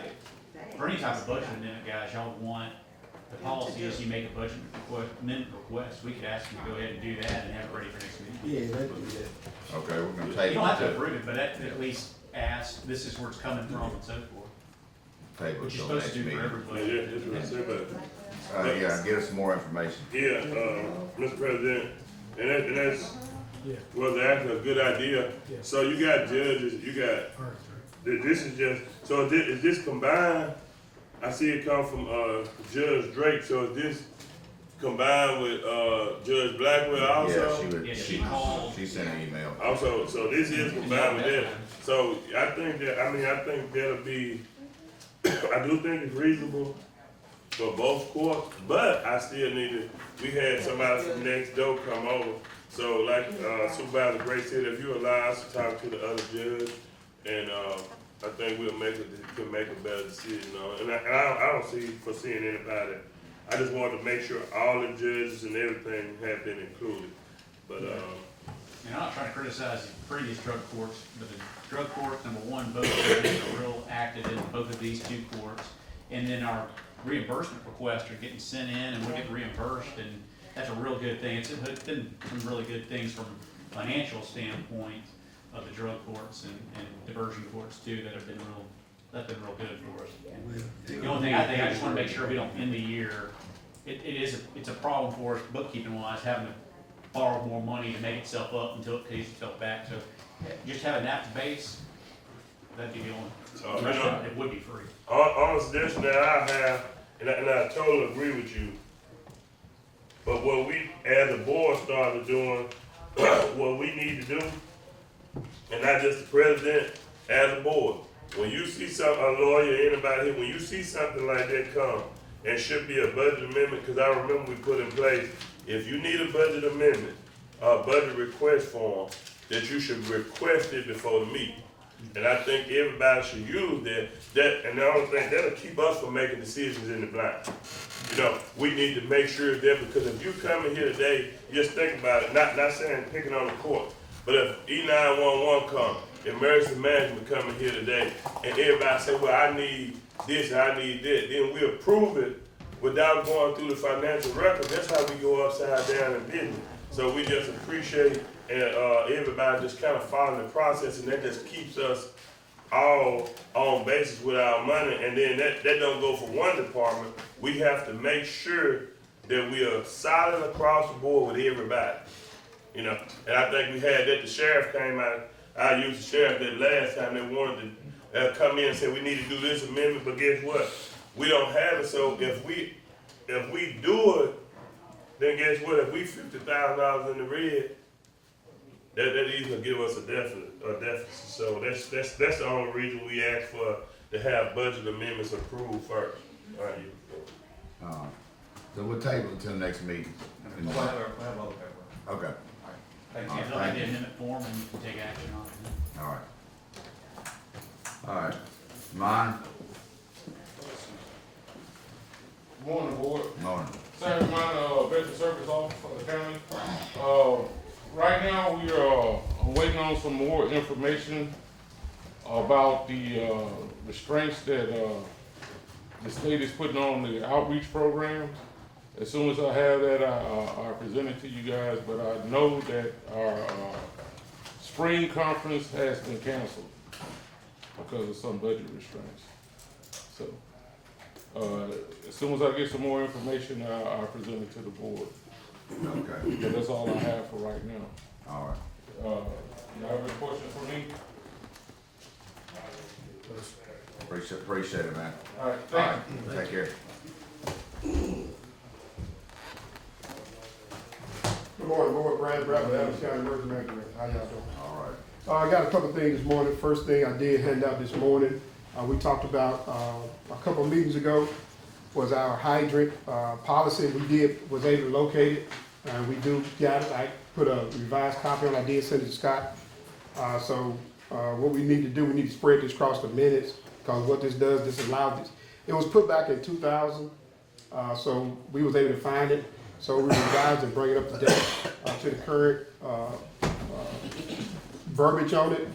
So we kind of need this. So we're robbing and installing these hydrants. People need to understand that they have to be on a certain diameter of pipe throughout the county. It's also for developers too going forward. So I'll give y'all a chance to look at it, and Scott got it. And Brad was Johnny on the spot on all this. He was waiting on me, and I do apologize, Brad. I won't go on your bus now, but it's okay. Did Adams County Water, have you talked to them about this? Yes, yes, we did. Robbie said it looks good Yeah, too. we talked to Robbie, I met with me and Robbie, we discussed it, so this is the final product that we'll be. Yeah, it sounds fine. So, this is some of the old and the new. Well, the old one went out, it was like 2000, so we. I'm talking about the language. Yeah, the language is pretty much the same. I just updated, like added, the road manager myself as far as looking over it, also. At the bottom? Yes, at the bottom, yeah. Okay, Mr. President, before we Yes. move forward, I think you need to have Supervisor District 5 in here because, and Rob Moore and some of these other areas that we represent, we do have problems with fire hydrants. So he need to be in here to hear this, vote on this, just like all us. You got something else, Mr. Bradford? Have you looked over this? I had not. You need to come look over, cause we finna vote on fire hydrants and all this, dealing with installation policy, dealing with fire hydrants. Okay, going forward, I do ask a request for, Pam Clark, new deputy director. She needs to attend the GIS workshop, and that's gonna be February the 5th and 6th in Pearl, Mississippi, for floodplain. Okay, who is it? Pam Clark. Okay. I don't have anything, so what is it? All this is for meals? Yeah, that's all she got, yes, we need. Okay. Doesn't need to be approved. This is the only one you had? No, I got another one. She got another one for, you wanna do all at the same time? Yeah, yes. She got another one for, the floodplain development course in Byron, Mississippi, and those dates gonna be 24th to the 27th. Okay. All right. I need a motion for, Pamela Clark, food, for meals. Moved by Mr. Middleton, second by Mr. Gray. Any discussion? All in favor? Aye. Any nays? Motion carried. The next one is for Ms. Bree Cook. She's going to attend the National Nursing Management Advanced Academy. That's in Pearl, Mississippi, March the 2nd to the 2nd. Okay. I need a motion. So moved. Moved by Ms. Hudgens, second by Mr. Gray. Any discussion? All in favor? Aye. Any nays? Motion carried. And on floodplain, I am working with the city. They do have a residents that have property in the city with some floodplain issues. So I did talk to Supervisor Middleton and Sarah Carswell. So we're working with that individual. The city kind of wants me to oversee that project on that. So right now, we give the individual the information that he needs to obtain a permit. So to put him in the right perspective on what the floodplain ordinance do in the city of Natchez. They don't have a floodplain administrator, so they asked me to oversee that project for us. So I would just get that information and turn it over to the city. So the city will be the last determining factor for that project inside the city limits on that. So I'll just give y'all a heads up on that. In case y'all get a call from them. When you say oversee it, what will you be doing? As a floodplain manager, what they do is they're building inside a floodplain. There's a process that you have to go through in order to get that. Right now, the city don't have an engineer firm, so they did ask me to oversee the project for them. So I'm just giving the guy what he needs, if he had to do it in Adams County, to be able to get base flood elevation, get elevation certificates. But I would just turn it over to the city. And they'll make their planning committee make their final determination on it. But you have to have the permits and stuff to get done.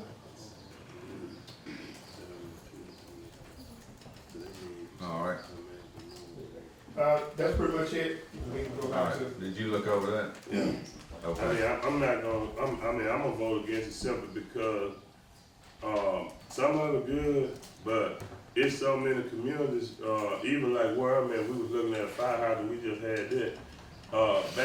Back then, when they ran water, they did not run a 4-inch line. So everybody, and no, they ran 2-inch line. So if I vote for that, that'll be voting against the safety of myself and all my constituents, that you just saying, well, okay, well, you got a 2-inch line, and I think about all the rural area out there that didn't have anything but a 2-inch line. So you basically saying no to these people up front, and I just ain't gonna say no to myself. So I mean, if it passed, it passed, but I'm not gonna vote for that. Supervisor, tell you what we gonna do.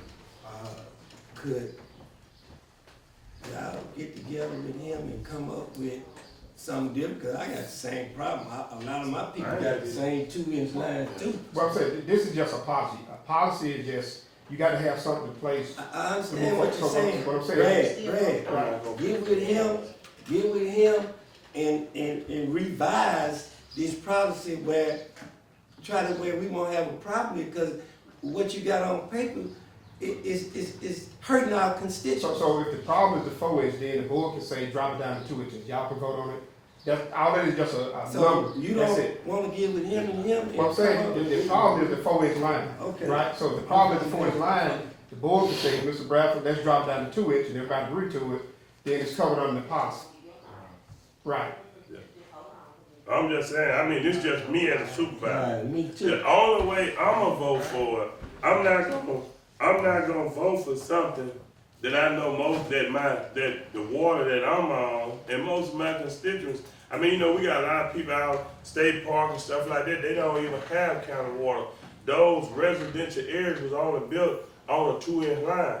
And I mean, I'll be saying no, even if you say it's policy, now I might vote if you say 2 inch, but I'm not gonna. He just said, we're gonna scratch through the 4 inch. No, that ain't what he said. And put a 2 inch. That ain't what he said. Why we just can't get them three to get together and revise? But that's the only problem. He said, scratch Oh, through that's the and put a 2 inch. Isn't that all you worried about? Just go take your They time. can put a and fire get it hydrant right. on 2 inch.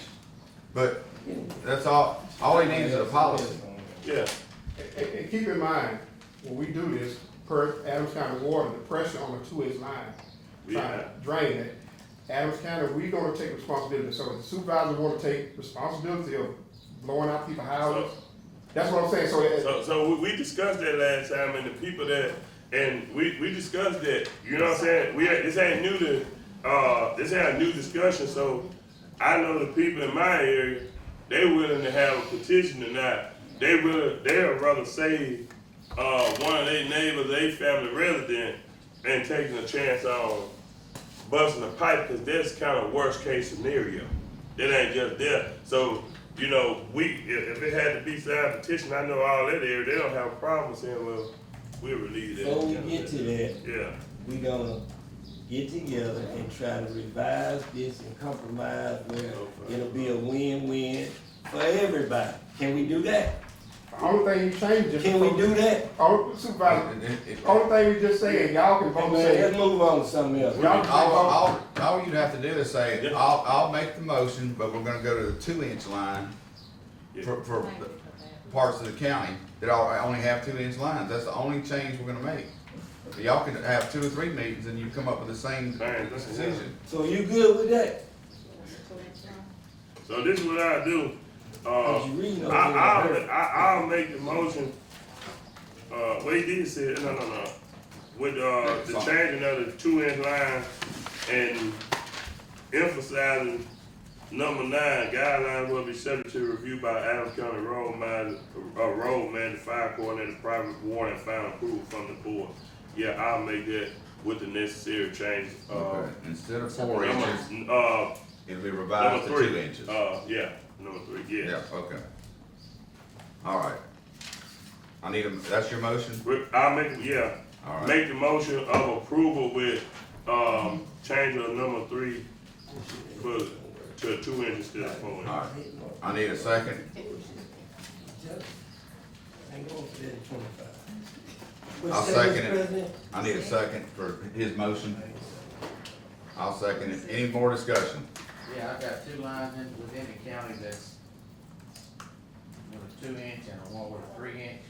We hadn't installed them because Adams County Water, under their recommendation, was not to, because it was lower than a 4 inch line, so y'all telling me to install these fire hydrants. No, we're telling you to use the guidelines. Y'all know what can be done and what can't be done. If Adams County Water refuses to do it, you can't do it. What's their recommendation? They're saying, we got email and I think, Mr. Gaines, you seen it, said we were breaking their guidelines of putting one below 4 inches, you know, on these hydrants, that the county would be responsible for any damages within houses, lines, or anything. Am I correct? So what I'm saying is, I got 2 hydrants, one on Liberty Road and one more. And safe. That need to be installed, but we hadn't because they were on lines smaller than 4 inches. And I'm just making sure the board gives me permission to install them on lines smaller than 4 inches. I guess is what I'm asking, when we move forward with these hydrants. So, It's not like, you can put a 4 inch line there all of a sudden, just, if it's not, you know, it's like, if we're gonna protect the house, they're gonna have to have some water. they're gonna haul water to the fire anyway, but if they have to hook the fire hydrant, basically what all they're doing is filling the truck back up probably in these cases. Cause a fire hydrant's not gonna be close enough for them to pump off of it. Right, and and if you go down to, 5, and it says that no pumper plugs installed, yeah, so they won't hook directly. So that covers that, right? Yes. Okay. Any more discussion? All in favor? Aye. Aye. Any nays? Motion carried. That's all I have. Okay. Do you have something for me to sign, or is this? No, it's just once y'all vote it, it's just a policy. Okay. Yeah, that's something me and Roger, but I gotta make the changes on, I go make the changes and I give it to you. Oh, okay. All right. All right, who's next? Good morning, board. Good morning. So, for you all, I placed a proposal from AT&T for our new connection at 14 Filter Street, the new 911 department. Yes. So, the contract length is 36 months, but we will have the first 2 months free. Per month, we're looking at $648.44. This will be per month for the connection at 306 State Street and the connection at 14 Filter Street.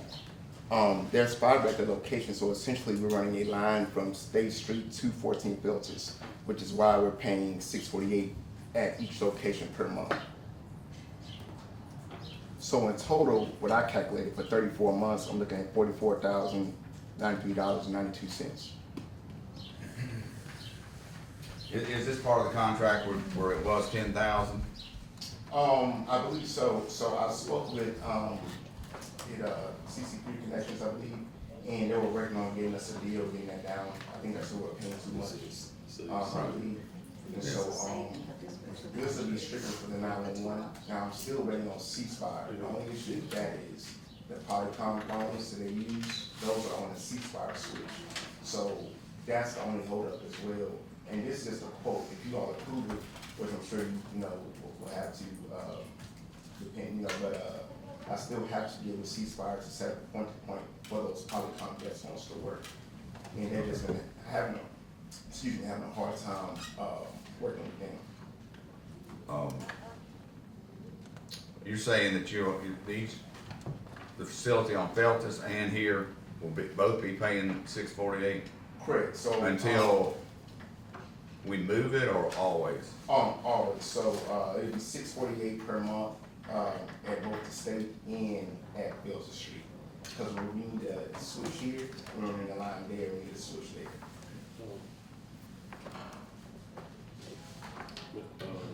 Yes. I kind of got the same question you got.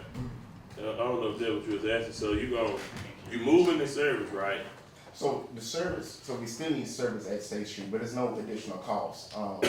I spoke with Billy. I don't think, and I'll confirm with him again, we won't be paying. So essentially, the connection's already at the sheriff's office. We're using that connection at the new building. But as far as the 911 department, I don't know if they have to keep that up or not. I don't think they would. I don't think it would matter because we're going to be going up to sheriff's department network. Because 911's technically on theirs. They have AT&T for 911 and ceasefire for the desk phones. And Brad, what do you have? Yeah, the way it works is it's called a D-Mark. The 911 calls have to come to a certain location. That's the D-Mark what he's talking about. And what it is, when you change building, if you don't take the D-Mark and move the D-Mark to the new location, where they transfer the lines is, it's ending right here. So he need normally it's called a T1 line. T1. You got to take a T1 line, take it here to another location. Because when we first did the move, the T1 lines have been here all the time when they first did it at Sheriff's Office. We just had one going to the police department, so we killed that T1 line. So when you get a new 911 center, you got to have a T1 line coming from here to that location. So you have to pay for both spots. Because if not, you can try to move everything, but your 911 will be shut down. So that's the reason you have to pay for two when you make that determination in that. And AT&T is the only one that does 911. ceasefire don't do 911. So they got the whole conglomerate of, you know what I'm saying, pretty much is they So you either have 911 or you don't. So that's why they're charging both locations on that. Okay. All right, so you need a motion for us to approve what you're Right. doing? And once it's approved, I need a contract and get, before you all. You'll get it to Scott? Okay. Mhm. All right. I need a motion. So moved. Moved by Ms. Hutchins. Second by Mr. Middleton. Any discussion? All in favor? Aye. Any nays? Motion carries. Thank you all. Thank you.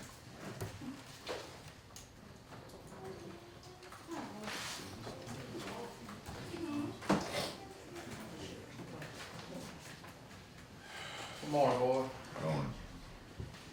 First thing I have is, Junkies here. St. Catharines Gravel contacted Scott, contacted me, I think they contacted Wes. They had their property surveyed off and back in 1955 when, they had the property, and J.M. Lewis was the, surveyor then to survey it off. On the front, on Lower Woodward side, Lower Woodward Road side, on the front of that property, I had a few copies I passed around.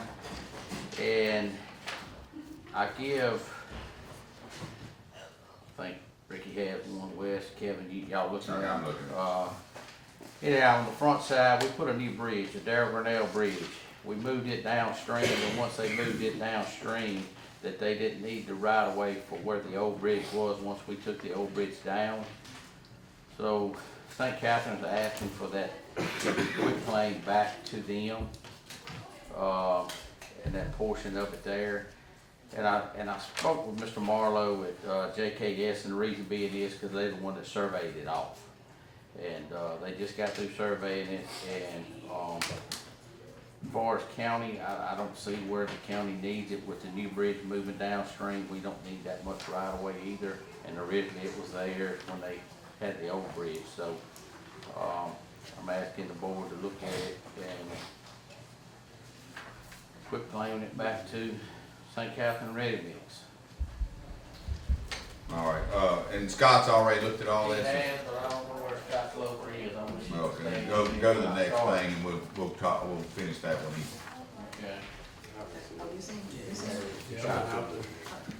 Scott, he's discussing this thing with, St. Catherine, deed and property back, do a quick claim deed back to, St. Catherine Ready Mix. Yeah, well, with the way that you could do that, if it's part of the county road system, you could do an abandonment of that particular portion of the road, would be a way to do it. If you did a quit claim, that might be construed as a donation, which we can't do. But if we do an abandonment, it would, and it doesn't make a statement as to who owns what, it just says, this portion of the right-of-way, county no longer is using, and whoever owns it, owns it. It could be him, could be anybody. But that would be the way to do it. To do that, you gotta do advertising and have a public hearing and all that. So, Okay, so, we need a motion is that what y'all to want to do? allow you to do that? So moved. Moved by Mr. Middleton, second by Mr. Gray. Any more discussion? All in favor? Any nays? Motion carries. Thank you. Supervisor. You're welcome. All right, first thing I have, Mr. Wilson's spoiled dirt request at 64 Phillip West. Okay, I got it. All right, is that McNeil? Yes. Lot 64, Fifth West Road, spoiled dirt request, need a motion. Moved by Mr. Middleton. Second. Second by Mr. Gray. Any discussion? All in favor? Any nays? Motion carries. Next thing I have at 68 Fire Tire, illegal dump site for tires. We've been checking into it. I think Mr. Wilson, you've been involved in this, and Meg has with DEQ and all. Just need to get permission for us to clean the tires up. All right. Those are the tires, and the DEQ's gonna get with, they've already contacted both parties if they think where they're coming from. Okay. You know. Need a motion? So moved. Moved by Mr. Middleton, Second. second by Ms. Hutchins. Any discussion? The only discussion there is this person called from 68 and they had a couple of tires you could see in the ditch, and I guess the other couple of hundred were down below it in the bayou there, and we're pretty sure we know where they're coming from. People don't have the proper paperwork to what happened to their tires, so it's gonna get, I don't know what, we have got to start finding people for doing this type of thing. If you got a picture for, we can put in the, okay.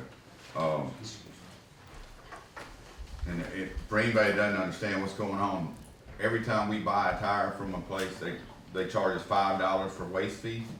And these people are basically giving somebody else $2 to take the tires, so they're coming out gaining $3. But they should have paperwork for every tire they take off a car, where it went, and these people do not have the paperwork. Well, who picks them up? Yeah, or who's picking them up. I tell the DEQ, they need to, every tire shop ought to have a brand on their tire, a heated branding iron, put it on there. And when those tires show up in one of those sites, we know who to go back to. So that's what's going on All over this South county. View. Yes, sir. All over this county this is going on. It's crazy. I think we might have a fix for this one. Okay, need to carry the motion. Everybody in favor? Any nays? Motion carried. Scott, the dirt and gravel, have you had a chance to I look? can't hear you. The dirt and gravel, have you had a chance to look at that, what we discussed last meeting about the new pit? I'm sorry. The dirt and gravel about the new pit that we discussed last week, or week before last? You hadn't had a chance to look over that? The new dirt and gravel pit. What's it called, D-Rock? Yeah. Yeah. D-Rock. Yeah, still gotta get that, I'm sorry. Okay.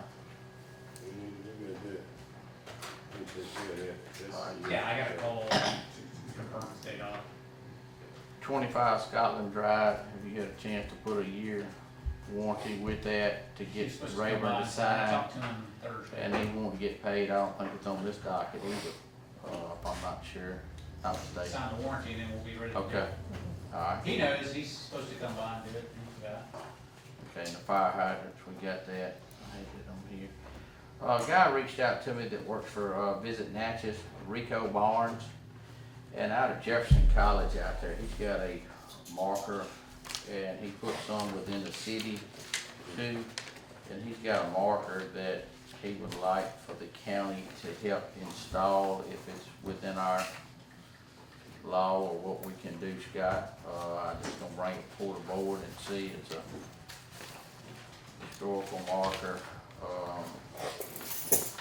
How did they install the ones in the city limits? He gets the post and the sign and all, we just dig it and install it, you know, we just got the How did base. they install the ones in the city limits? I think the city did it, the way he told us. Well, he told me the city did it. Okay, Mr. go ahead. President, I was just finna interject with that. He called me and he said that Public Works Department installed all their markers within the city. Within the city, that's And correct. the city, somebody had him to call me since it was in my area, but, he said the city did that, and that's when he said, well, Justin, he said, and he actually said, Justin Dollar installed all of mine. I said, well, I have to make sure, but, I gave him your number to call the road department, so he can call it, so you can bring it before the And he board. did. And To make if it's sure. okay, but I still need to get with the Yeah. state, because where it's showing here, it's on that side street and right here on the Yeah. main highway, so I need to get within the state to see if it's in their right of way, you know, too. So they haven't got that approved, where to install? He gave me this and he circled it, Vicky, but like I said, it's, you know, you can see it where the highway is and that side street, but I wanna see some more markers behind them. We're gonna make a motion pending, permission to put it where they want to put it. Yeah. Correct. So, I don't know what kind of marker is it? Historical marker. Historical marker, okay. I'll make a motion that they'd be able to install that historical marker pending, all legal review necessary. Getting permission from the state. Yes, that would be. Okay. All right. Made by Mr. Gaines, seconded by Ms. Hutchins. Any more discussion? All in favor? Any nays? Motion carried. NRCS projects, I know all y'all know that some of them have been held up and some of them is on go.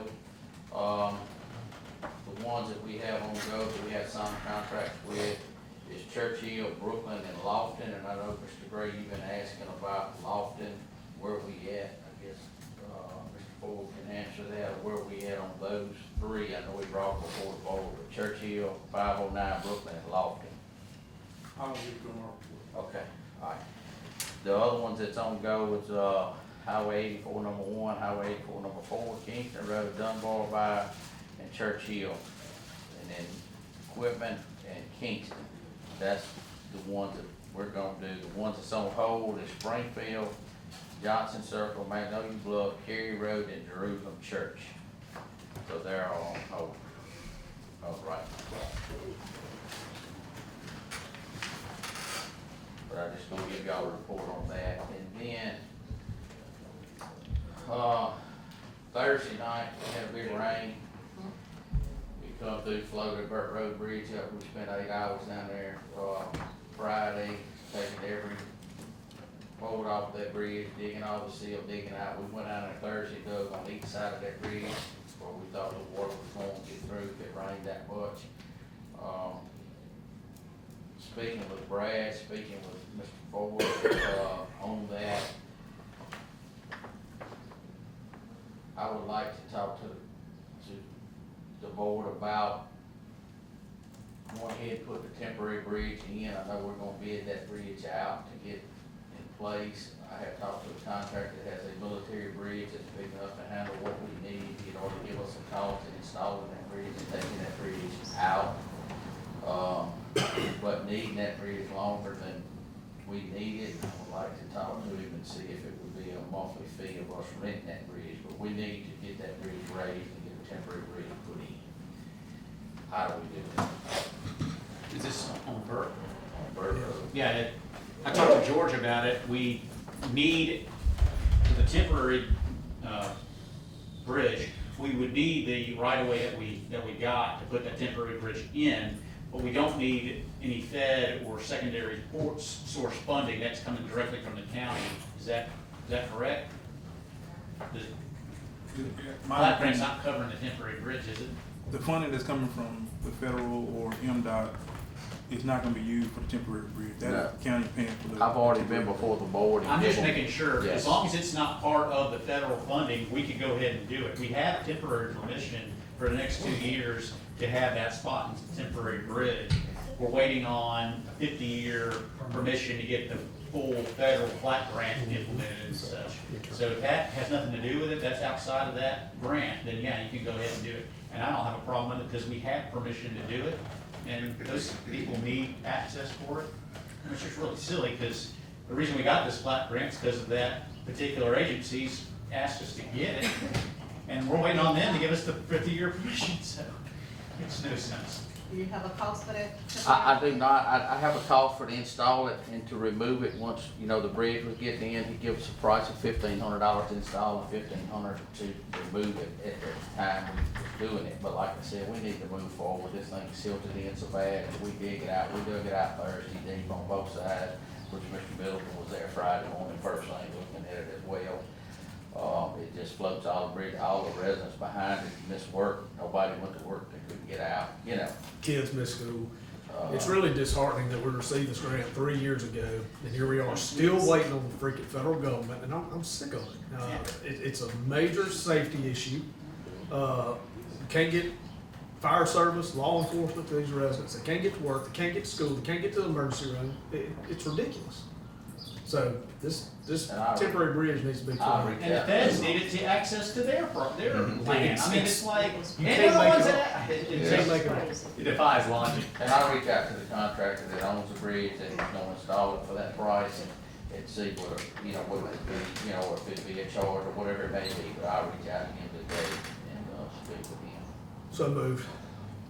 Pending that he works out a contract for the amount. All right. Motion by Mr. Middleton, second by Ms. Hutchins. Any discussion? So Put the go ahead and put the bridge temporary in. bridge in place. So you gonna get the I'm call? gonna reach out to the contractor and see if it will be a fee of us per month or not, but I don't know, I just have to reach out to him and I'll get back So- before next meeting. So, if it's possible, could you, as soon as your report over, go reach out to him for this hit the newspaper? Because if I'm the contractor and it hit the newspaper, then I'm gonna put something on it. I can reach out to him in just a second. Yes. It won't take Yeah, but a do second. that. Let's lock him in for Won't it. take but a second, I'll reach out to him. Who has that? We gotta carry. Okay. All right, all in favor? Aye. Any nays? Motion carries. Yeah, who has that, Because I was thinking permit the same signed? time thing. Mr. Bradford, no. So Yeah, on the permit, who's holding it, who has the, where is it at now? Cause I got to stay behind, they wanna push it forward, but I need to know who we need to. I think it's the new manager. For what now? The Do they have a new 50-year permit Or they that we accept need for it? the right of way? Fisheries and wildlife? Yeah, but is there a new manager or is there an interim, after, Sky left? Yeah, Sky was really helpful, it's unfortunate. I think it's a new man, did you say it's a new manager? it is, it's a new guy, but he's over, he's over several of them right now, But I mean, is that the one we've got? I guess, I don't know, that's who, Talking about the MDOT? new guy, no, Yeah. the new, Who signs the permit? who's Oh, not- no, no, no. Yeah, I don't know. I Yeah, know that's- MDOT has changed their right of way person over the last couple of weeks, so that's all I think I know about the MDOT person, who's requiring the 50-year, permit. So is the MDOT requirement or just, Oh, I thought it was the Wildlife and Fisheries, That's who I or thought. BLM. So Claire, the MDOT is requiring them to complete their right of way certification. okay. So in order for them to sign off on the right of way, they release a fund. What's his to sign name? that 50-year permit. So what I'm saying is, so do the county have to request that permit or Yes, MDOT? Scott has already put- Swafford. Yes, Seth, what's the last name? Swafford. Swafford. So who do we get the 50-year permit access from? He's getting it from the wildlife and fisheries, same one. That's what I thought. They granted So the permit. Seth guy, Seth Swafford. MDOT is requiring in order to release a fund for the project. That's all I was trying to figure out. Right, the certification. The Sky Chrysler left, the new guy Seth Swafford. And that's they gave who us two, I mean, they gave us temporary, so, but that's not good enough for MDOT. Yeah, Scott, you can send that to me, I can, like I said, stay. In the government, temporary could mean 50 years. Yeah. Yeah, once it's in, it's in. And back on the temporary bridge, it's 15,000 installed, 15,000 pick it up, which I brought that before the board before, I said 15. You said 15,000. 1,500. Yeah, I thought Yeah, that but was a it's little light. 15,000 I was and saying, 15,000 you got a good price, But, I'm gonna but it would be no monthly fee, when we ready to put it in, he will put it in, he won't charge us nothing for it being in there. Okay. So, if whenever the board's ready, we can give him the okay to start Tony. installing it, I think we made that motion. yeah, Yeah. Yeah, it was pending, so Yeah. no monthly, yes, no month, Right. let's roll. alright. So we can start, that's all I had. All right. Right. You got it, sir? I mean, yeah, 319 Broadmoor. Cause I got a email that I looked at and it's, I think it's the caving, I think we looked at it, must be caving, cause I just had this email say, good morning, I'm reaching out to you because my driveway is caving near the street. Previously contacted you through Mr. Ricky Gray regarding the issue and would appreciate your assistance in resolving it. My father placed sandbags around the area to help, to take care of the red dirt that was piled. I think, is that 319, is that where the ditch come across, the main drainage ditch that we went in and, I think Sammy and, Steve went in and tried to fill the ditch, they couldn't get the excavator under the wires, maybe is that it? It might be, I'll send him a text right now, 319. Yeah, cause she texted me back and I kinda remember Ricky calling, who is it? Adrena Parker? Oh, yeah. That down from Sid House on that street. That's the easy one. I'm thinking right there is where y'all went in to fix, but the water, you know, that takes a lot of water. And I think they fixing it kind of drain out, Fix but that main cross pipe under the main. yeah, that's what I'm thinking that. But just check that. I will, I want to make sure. alright. I got, 165 Tubman Circle. Uh-huh. That guy said water's coming up in his yard, like when it rained Friday. Thursday night. I don't know if the culvert stopped up or what it is. And, one of the Edwards told me that, there's a box culvert on Tate Road across Mills Creek.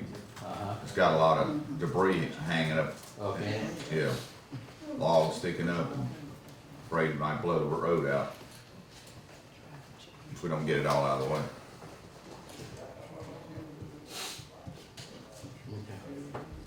Thank you. You waited a long time to make your presentation here. He had taken care of Spencer Stutzman, Adams County Tower and antenna processor. One request today, Verizon Wireless requests a permit to place additional equipment on an existing American Tower Corporation site located at 17 South Wind Drive. The project will include the placement of 3 antennas, 6 remote radio units, 3 duplexers, 1 hybrid cable and associated equipment, and the removal of 6 remote radio units. The placement of this additional equipment will improve Verizon's service in portions of southeast Adams County and along Highway 61 South corridor. Ordinance requirements have been met and fees have been paid. I request the board approve this Verizon wireless application. Okay, we need a motion. Moved by Ms. Hutchins. Second. Second by Mr. Middleton. Any discussion? I don't have no discussion, but do the county get any revenue off of that? Yes. Okay. All in favor? Any nays? Motion carries. Okay. Thank you, Mr. Fisher. Good morning, board. Only updates today. On York Road Bridge, we're nearing completion with the design of that bridge, and we will be submitting for our internal review. And while we're submitting for our internal review, we'll start preparing the easement documents to acquire the construction needed to build that bridge. This is not a federal project, so we won't have to go through the stringent criteria needed for the right-of-way certification on this project. So that project should move forward. For EWP C044, that's the project Mr. Dollar was asking about earlier with Lockton Lane, Churchill Road, and Brooklyn Drive. During the last board meeting, the board approved the contract for the contractor, so we're going to plan to schedule a pre-construction meeting for that project next week. I'll reach out to the contractor and schedule what time is good for him and what time is good for Mr. Dollar, and we'll set up a pre-construction meeting for that project. The EWP C045, that's Dunbar Bayou, Old Highway 84, number 1 and number 3 in Kingston Road. Once we get the right-of-way for that one, we will advertise that project and advertise that project and open bid for that one. Hopefully we can do it sometime in March. And if I get the right-of-way enough, we could do it the second board meeting in March. C079, that's Quitman Road and Kingston Road. We're finalizing the design and we will have the easement over to Scott sometime next week to try to get the right of way for that one so that we can advertise for that project as well. We've already talked about Burke Road. Carthage Point, we did submit right of way documents, easement documents, so once we get the right of way for that one, we can advertise for Carthage Point as well. In Morgantown Road, the construction is ongoing. One thing I'd like to discuss is we have one issue with one utility provider, and that's Atmos. They came out and they did a relocation project and supposed to have relocated their gas line out of the way, but during construction we keep running into their utilities. And so I've called out today and they said they'll come out tomorrow to move one service line that's in the way, but they have conflicting stories. One, the guy from Adams is saying that their other service lines are not in conflict. The actual contractor is saying that they are going to be in conflict.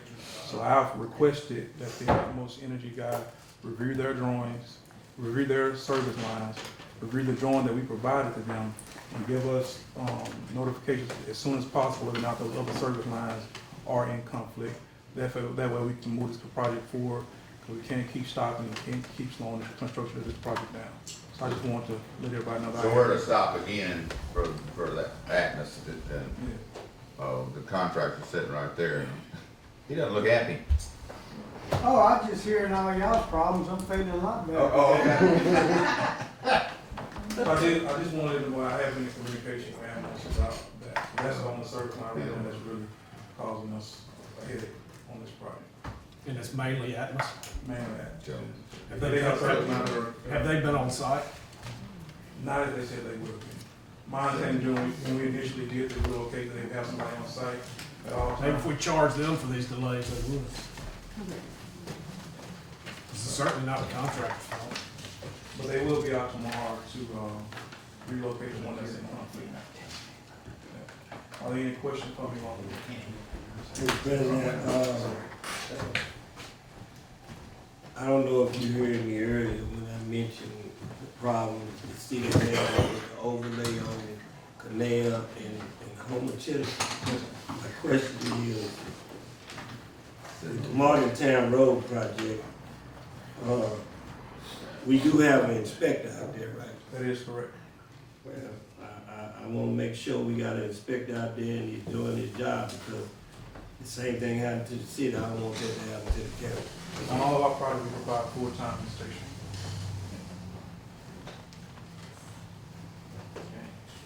So, I guess with that being said, on all the projects, when we start all these EWPs and Morgantown roads continue to move forward, we will have inspectors on We have inspectors. all them, I guess is what he's.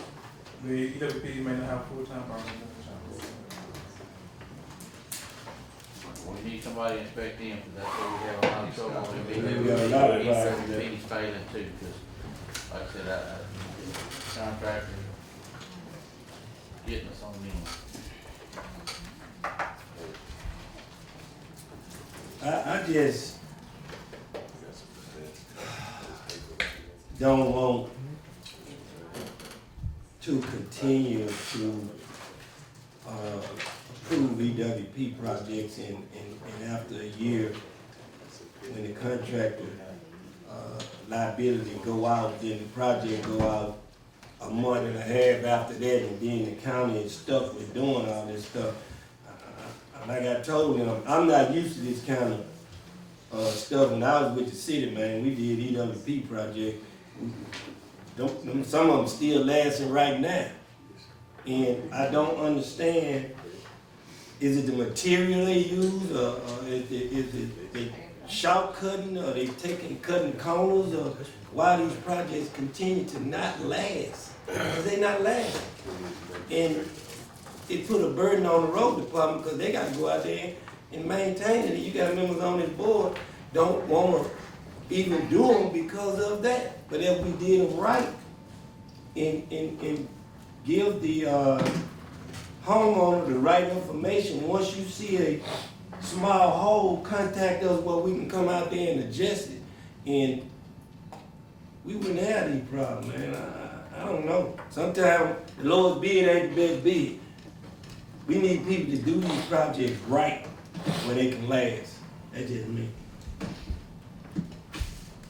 Well, and real quick if I can, and to clarify where I stand on that, I don't think the county needs to be held responsible after that year warranty forever. I mean, we just can't. We can't survive taking care of these EWPs forever. So I will stand behind that no matter what changes. All right. You got anything else? That's all I have. Okay. Thank you all. Appreciate it, man.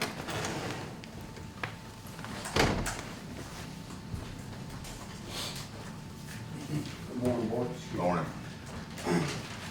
Last board meeting, y'all voted to approve getting a 2025 Dodge 2500 from Kirk Auto at state bid for Terry. By the time we got back to them after the board meeting, they'd already sold the truck. So there is no 2025s on the ground anywhere right now, so what I'm asking them for is permission to bid out a 2024 3500 4x4 diesel, just like what he has right now. 24 or 25? The 24. The problem is a 25 is they all have to be built. So you're looking at 90 to 120 days out as a grass cutting truck, a maintenance truck, and everything like that. They do have some 24s on the ground right now, and the price is going to be pretty close to the same. It's going to be right around $52,000 to $54,000. What are they on state contract for the 25? 43. Is You mean, you said 10,000, excuse me, Mr. President. So you saying $10,000 more? Yes, sir. For 24? Yes, sir, that's still But on you're the not going ground. off state contract. It's not state Which contract. vehicle is this? Terry, I'm sorry, go ahead, Mr. President. Go ahead. Terry's truck has blown a motor. The 2013 35 F-350 diesel, that's the main workhorse of the department, usually move everything in the maintenance. So it's $19,000 for a new motor, or we decide to purchase a new truck, and the board decided to purchase a new truck. We thought we had one on the ground at Kirk Auto for state bid, but by the time we got it approved and called them back, they sold it. What year model is the truck that blew the motor? 2013.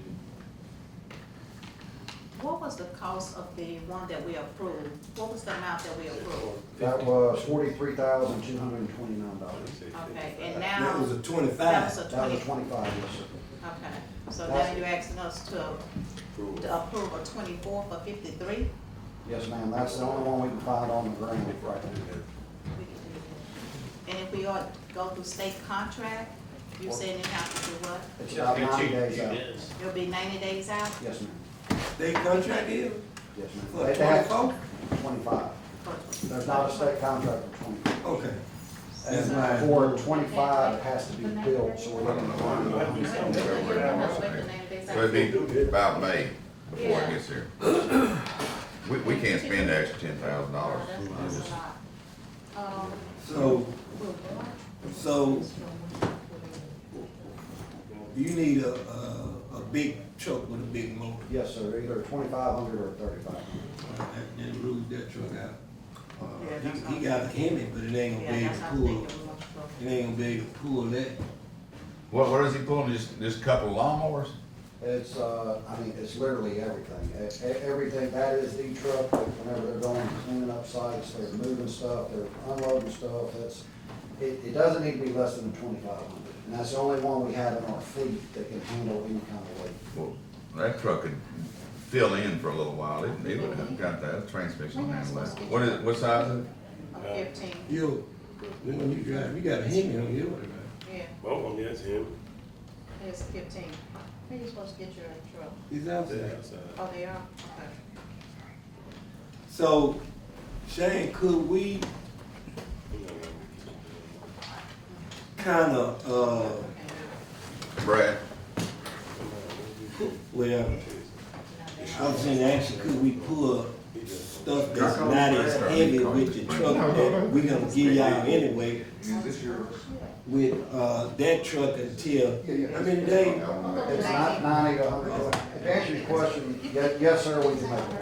Yes, I mean, You make it work? Alright, you say you make it work. Yeah, let's go with So we can go forward with the state bid, state contract on 3,500. Yeah. as long as you stay as long as you stand with what we approved on last week.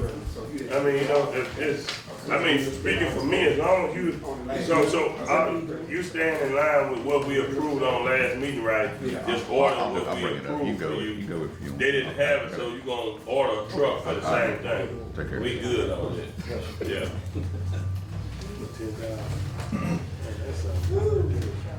The other thing I need to bring up to the board is, I think there was some confusion that unintentionally happened. Sheriff came before the board and asked for 7 vehicles in a van, y'all approved that, and those were bid out. I came before the board at a special call meeting with paperwork for 8 vehicles in a van, which included the sheriff's Jeep. And I remember there was specific discussion by Mr. Wilson. I don't remember approving a Jeep. And I had no idea what you were talking about, because I wasn't there at So this the not the previous same meeting. group of vehicles?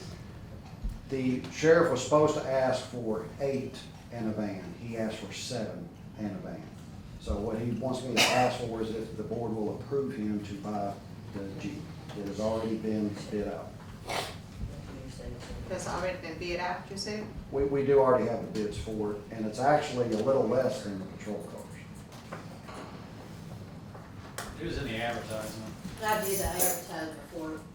because it was included in the packet that was given to me by the sheriff. So it was, 7 SUVs, a van, and a Jeep. So it was in my advertising. Are these leases or Yes, buys? advertising. Okay. Lease. So we're trading all these other vehicles back in, We're not trading anything. or what are we doing? Are we giving them back to the leaseor, or? But we have 4 that are coming up on a lease return next year. We have 2 Explorers and 2 Tahoes that the lease will be up from the very first enterprise lease that we have, so we will get credit for those. And then we are going to sell a couple of them, that we can sell those back to Enterprise, or Enterprise will sell them, and it will go back towards credit towards the next lease. But I wanted to make sure the board understood,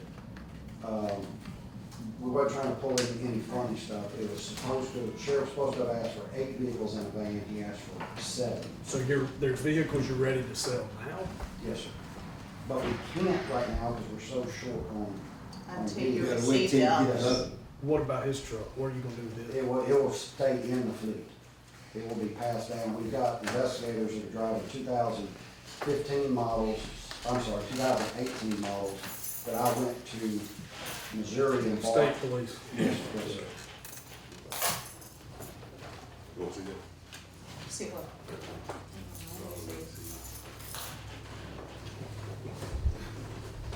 Okay, so what do you need us to do? I'm asking for approval to lease the Jeep. So, So was it already approved or not? It was approved? already It's not approved. advertised. No, sir, it was advertised, it was No, not, it's not. y'all approved 7 and a van. 7 Ford Explorers and a van. so moved. We advertised for a Jeep, It's got a 7 measure on the floor. Explorers and a van. Motion by Mr. Grace. Need a second? Second. Second by Ms. Hutchins. Any discussion? All in favor? Any nays? Motion carried. I'd like to give y'all a little bit of an update on Project Safe Neighborhood, the operation we've been doing with the police department. So since we've implemented it, we've arrested 37 people. We've encountered 15 people in possession of weapons, 1 felon in possession of a firearm, 1 sex offender violation. 4 people have been arrested that were out on bond for violent offenses. We recovered 2 stolen weapons. We made 8 felony drug cases, conducted 3 search warrants, and served 27 active warrants for the Sheriff's Office, Natchez Police Department, Concordia, Claiborne County, and probation and parole. So I just wanted to give y'all a little bit of an update, since y'all were the ones that voted on paying the overtime. Is there a NOLA camera located near the old Stallman building? Pittsburgh. Give me a little more specific. Jordan carrier in that area? Yes, you have one at the Napa, catching southbound traffic. You have one at Napa and you have one at Belmont. And actually, on that murder case, that's how we were able to see which way the shooter vehicle went with the NOLA camera. The NOLA cameras helped us solve it. Okay. I want to talk to you some more about that. You also have cameras on Colonel Pitcher at 3 different businesses as well. Okay. I want to talk to you a little bit more about that. That's all I had. Anybody else got anything for? I don't have Thank you. All right. Anybody else with departmental reports?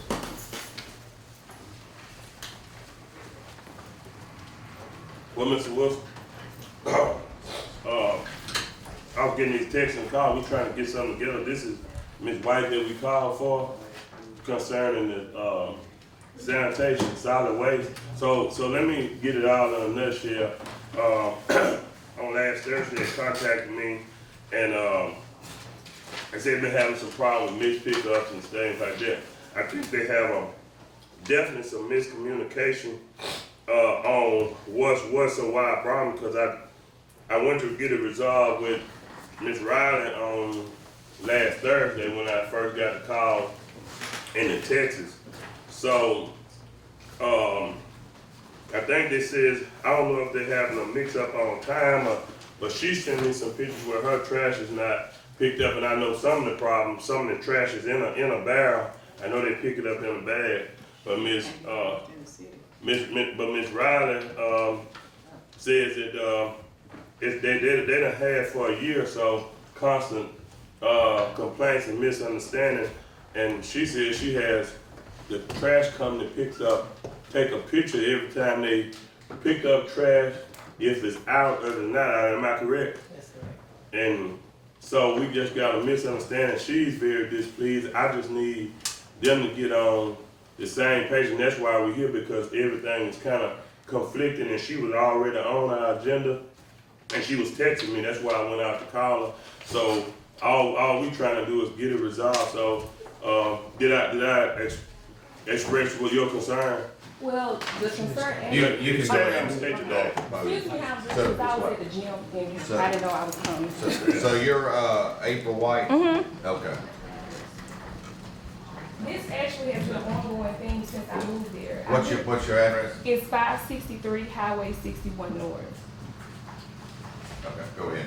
This has constantly been an ongoing thing for 4 years. I've repeatedly gone down to the sanitation department and talked to Ms. Riley, Ms. Sharonica, Ms. Gurley, been calling them when we were even with Metro complaining about my trash. The solutions that they gave me was put the barrel and the bin on the side of it. I moved it there, put it on the side. They still weren't picking up my trash, but I'm continuously paying the bill on a regular basis. And I'm really frustrated because it's been going on for 4 years, not a month, not 2 months. So I went down there this morning, like I told them, I said, well, why am I constantly paying a bill for service that I'm not receiving? She was like, well, they're taking pictures. The trash comes between 7 and 8 o'clock. I have seen them ride past my house, don't pick it up. They'll bust the bags. Trash is going down the highway, and me and my husband are having to constantly pick it up. So I started taking pictures. The date she sent me, they'll go back and pick it up the next day, coincidentally, after I call and make a complaint. So I took pictures. I think it was last Monday. My trash was there until 5 o'clock. I confirmed this morning with her, and I said, what are my trash days? She said Monday and Thursday. Monday at 5 p.m., I have the pictures, my trash was still there. I took the same pictures Tuesday, same pictures Wednesday, same pictures Thursday. Friday morning, my trash was still there. She made it seem as if I'm putting it out there afterwards. It's not afterwards. If it's Monday and Thursday, Friday, the trash still shouldn't have been there. The only reason the trash is still in the bins and still in the barrels is because if the trash is sitting there 2-3 weeks at a time, you're not picking it up. You have the elements, you have animals that are gonna come and get in the trash bins and tear up everything. So the trash is just sitting there. I literally called like 2 or 3 weeks ago, and I'm not sure who I spoke with. I saw him get a trash bag. Trash was scattered up and down Newman Road. 4 big 30-gallon bags. After I called and made a complaint, they said it fell off somebody's truck when I sat there and saw them hit it. They came and sent somebody out to pick it up. This has been a continuous thing, not for 1 month, 2 months, 3 months. I have been down there literally about 50 times in the past 4 years, and I'm constantly paying my bill. The last year, when my bill came out, she was like, well, in good faith, I'll take out $35. But I work for an accounting firm, and like I told them, I don't sit on my butt and excuse me and not do work and expect to get paid. You cannot expect to not give a service, but you're still expecting the same money month after month if you're not doing what you're supposed to do. That's not common sense. And like I told them, I've been very reasonable. I have been very understanding and still paying a bill for service. I even told them, well, look, if y'all don't have to give me this service, I'll just keep taking my trash to a dump or somewhere like I've been doing. So they sent pictures. They sent 4 pictures since December and January. They're not coinciding with the days I'm showing. One day was like a Wednesday. Well, my trash day isn't Wednesday. It was only after I called and made a complaint for the company that they came back out and picked it up. Okay. Yes, sir. So I was just trying to get everything. So what I'm trying to do, because I know when I first talked to you on the other day, you know, like it was, because you said like Meridian, right? But yeah. it's not Meridian. So it's not Meridian trash. So it's clearly some misunderstanding here. So basically what we're trying to do is get it there. If that's fine. So is it all right for Ms. Lachey? We're not trying to cause a problem, but Ms. Lachey said, y'all take pictures, right? So from now on, Huh, the trash, not trash, not her. She receives pictures from the trash company. So, what I'm trying to do, we got, what can we do, if she says the days on the picture, if the trash folks go by, you say every day you have pictures on Mondays and Thursdays where they take pictures every day if the trash out or not out, right? That's correct.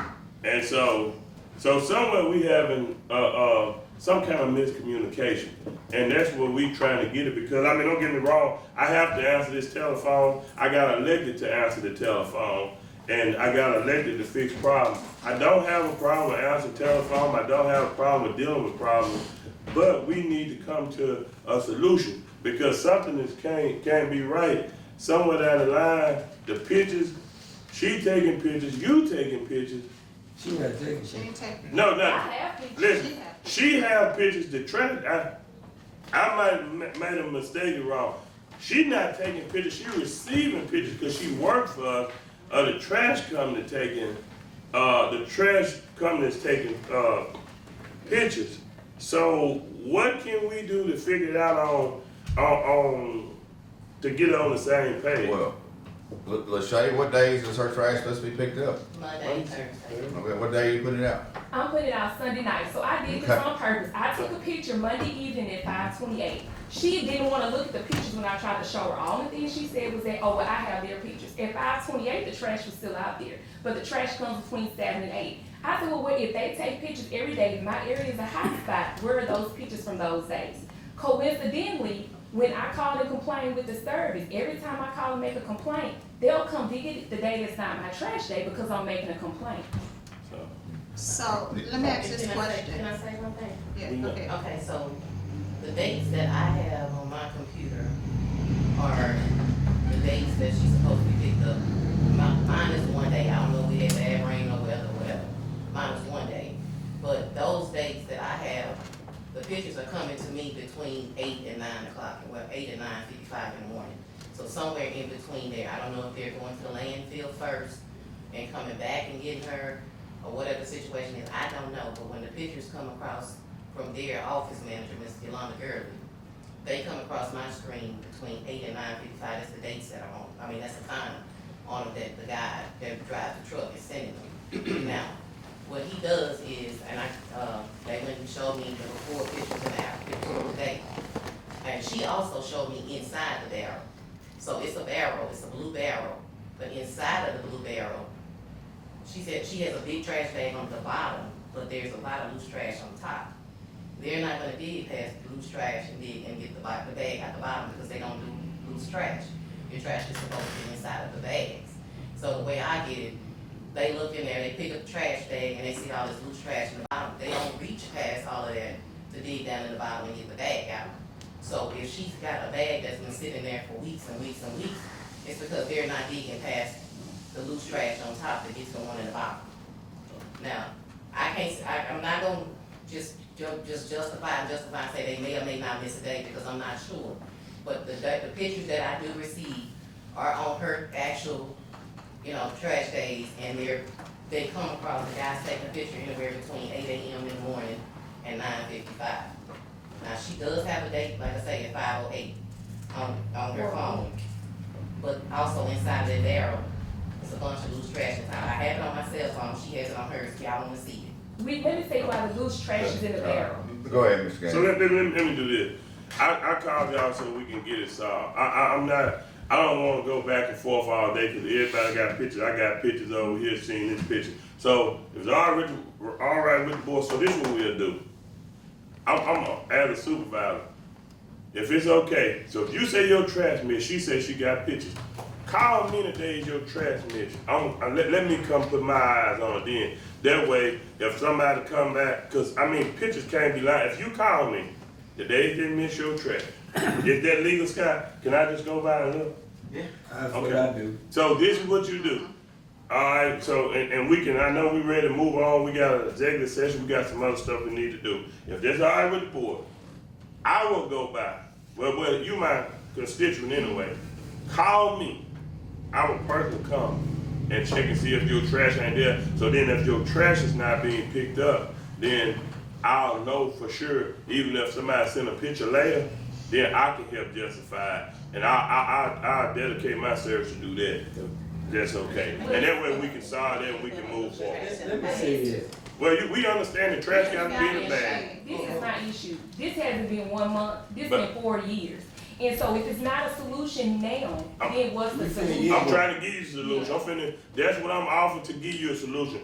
The trash need to be first thing on your part. I got the pictures you just sent me while I was here. That's why I called you. That trash in the barrel, it needs to be. Because they're not picking it up. Listen, I'm trying to give you this. Listen, I'm trying to get a solution. The trash in the bag, in the barrel.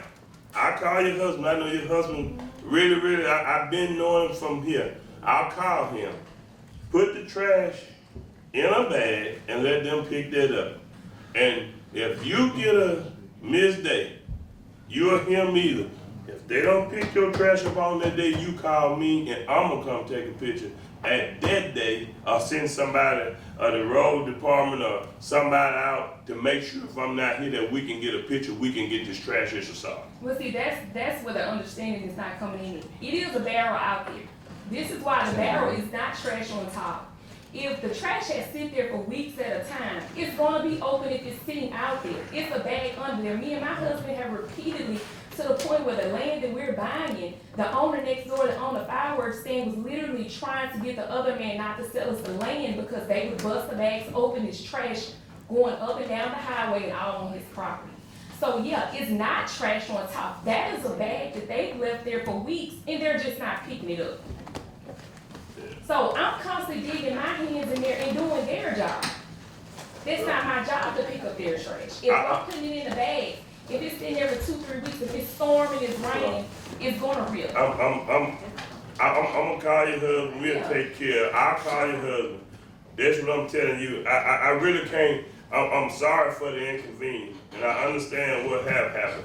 I'm trying to give you a solution for this point forward. We're gonna make sure it don't happen. You don't have to be dissatisfied, because I'm gonna interject myself to make sure your trash ain't got to sit there for weeks at a time with elements. Because if I go there, I know they supposed to pick up trash. That's why I told you, call me personally. Or I have your husband to call me personally when they miss your trash. And that way, we don't have to argue about nobody else. If I take my own pictures, I know who's not in the right. If your trash is there and your trash is not being picked up, then your picture, the trash company can't say that. So let me ask you this. My dates and her dates are not coinciding. She even said on some of the dates it was on a Wednesday, and that's what's getting me. So I'm supposed to continue to pay for a service that I'm not getting? You gonna get the service that I'm gonna make. That's why I'm there to make sure you get the service. If you, from this point forward, if they get the trash in the bag, we get that empty. I'm gonna call your husband and tell him you'll get your service from forward. Mr. President. All right. Yes.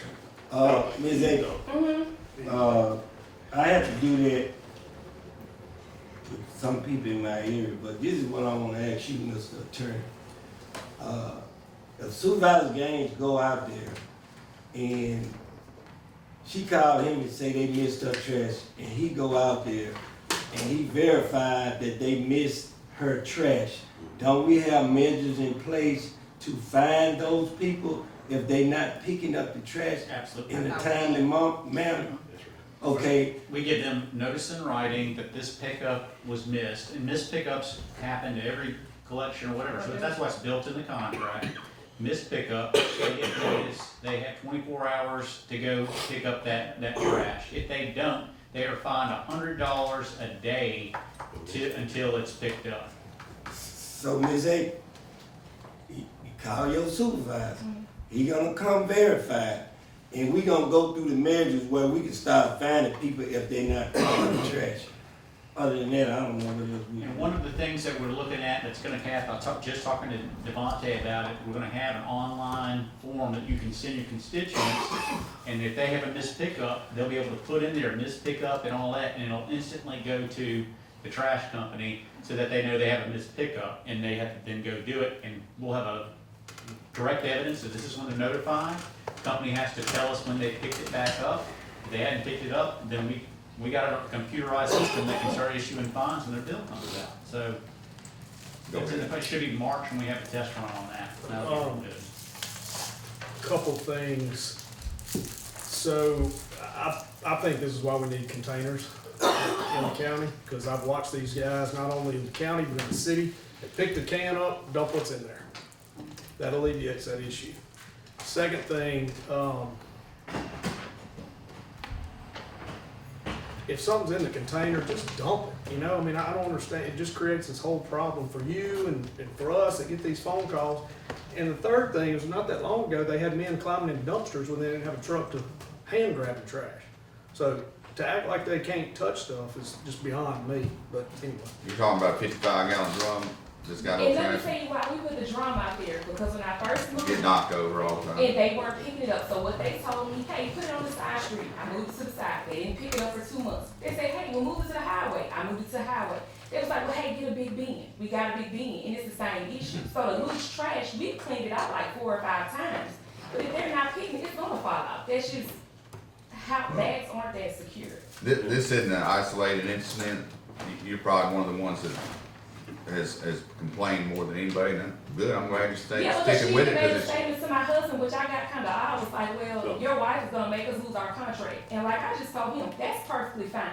Because if you're not doing your job, you shouldn't have it. So, you're right, but a lot of people have stopped complaining. Is what I was trying to get to. They don't even call anymore because a lot of times you can't get to y'all. Your phone's either ringing so much. I've called down there a couple times. I can't get you. So I understand your frustration. Believe me. And so let me say this on both sides. You know, I come here and I know trash is a big issue, and I know it blow up. But I want to say this to you, Ms. Lachey, and to you, Ms. White. I'm here as we stand as one of your bosses to help protect you, because they send you pictures and y'all having a thing. Ms. White, I'm your supervisor, your constituent. I'm here to solve the problem, trying to help solve the problem. I'm not trying to stir in the board, guys, because I understand it probably would get stirred in, but I just need y'all to let's come to a solution and let me help this one issue.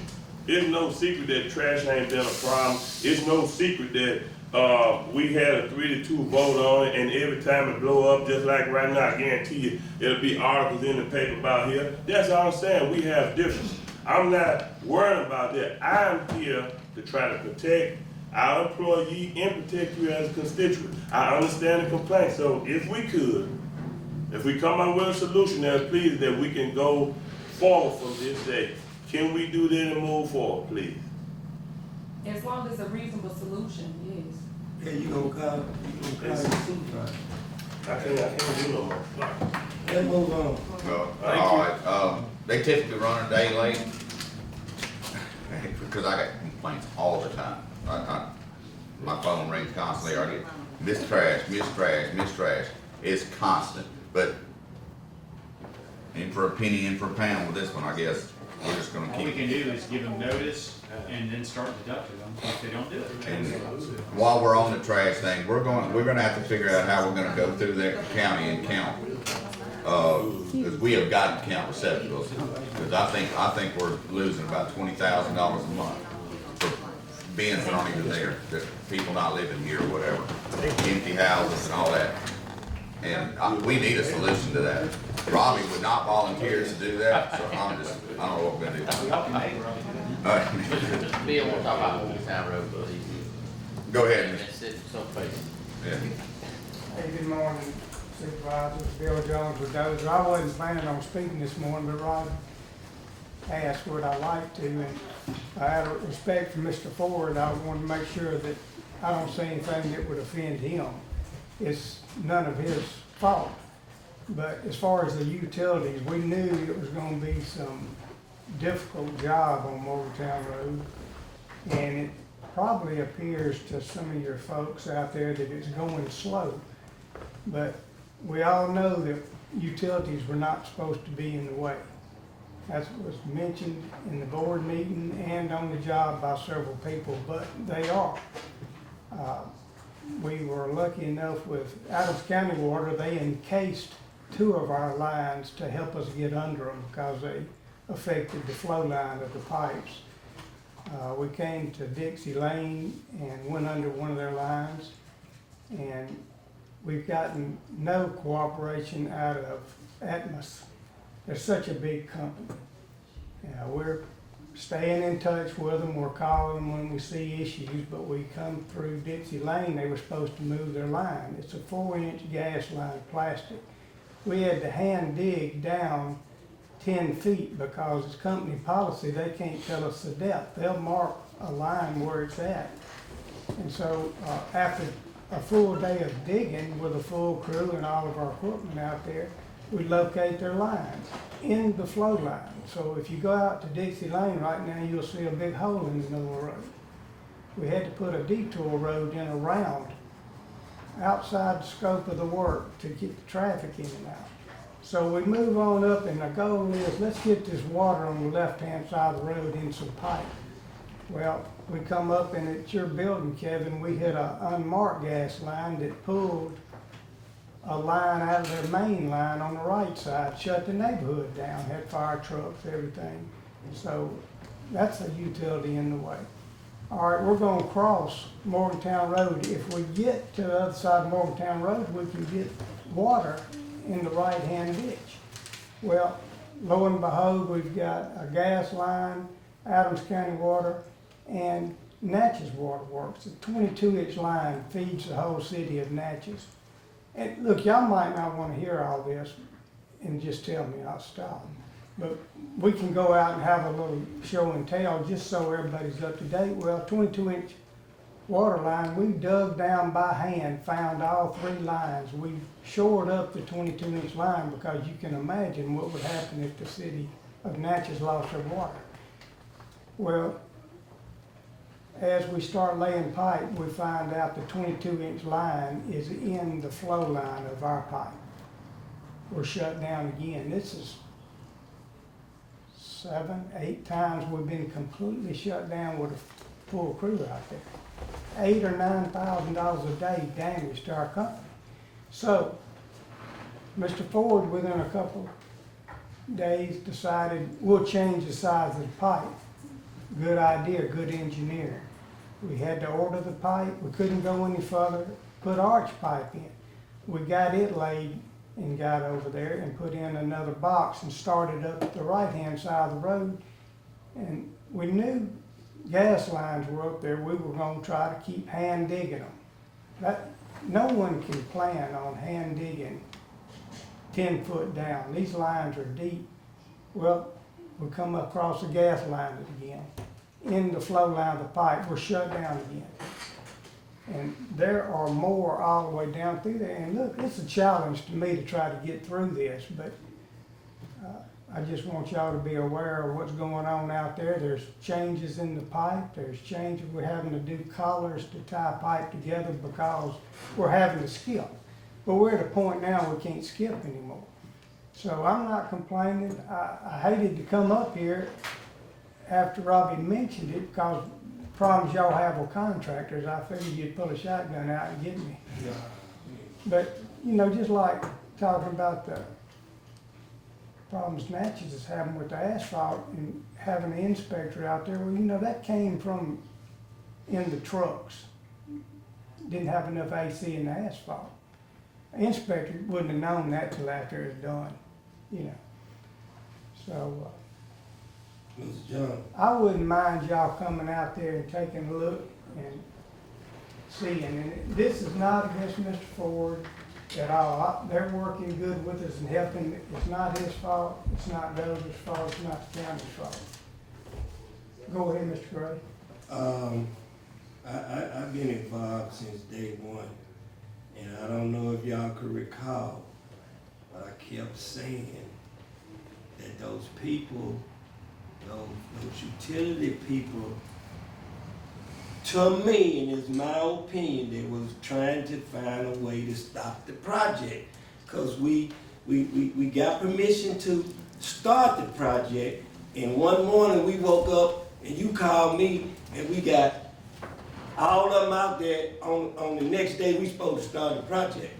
That's crazy to me because everybody need to be at the table dealing with a project. And once somebody give you permission to start the project, and you see it in the paper or wherever you get the information from, then you show up at the project with all your concerns. That's crazy to me. That means you're part of the problem. And I done seen the utility people do that because I was out there arguing with them. That's crazy to me. I was there, I saw you. I don't know how you fix it, but Kevin, there's something about Morgantown Road that some other people didn't want it done. And they calling people and they got friends with all these entities and they tried their best to slow up the process.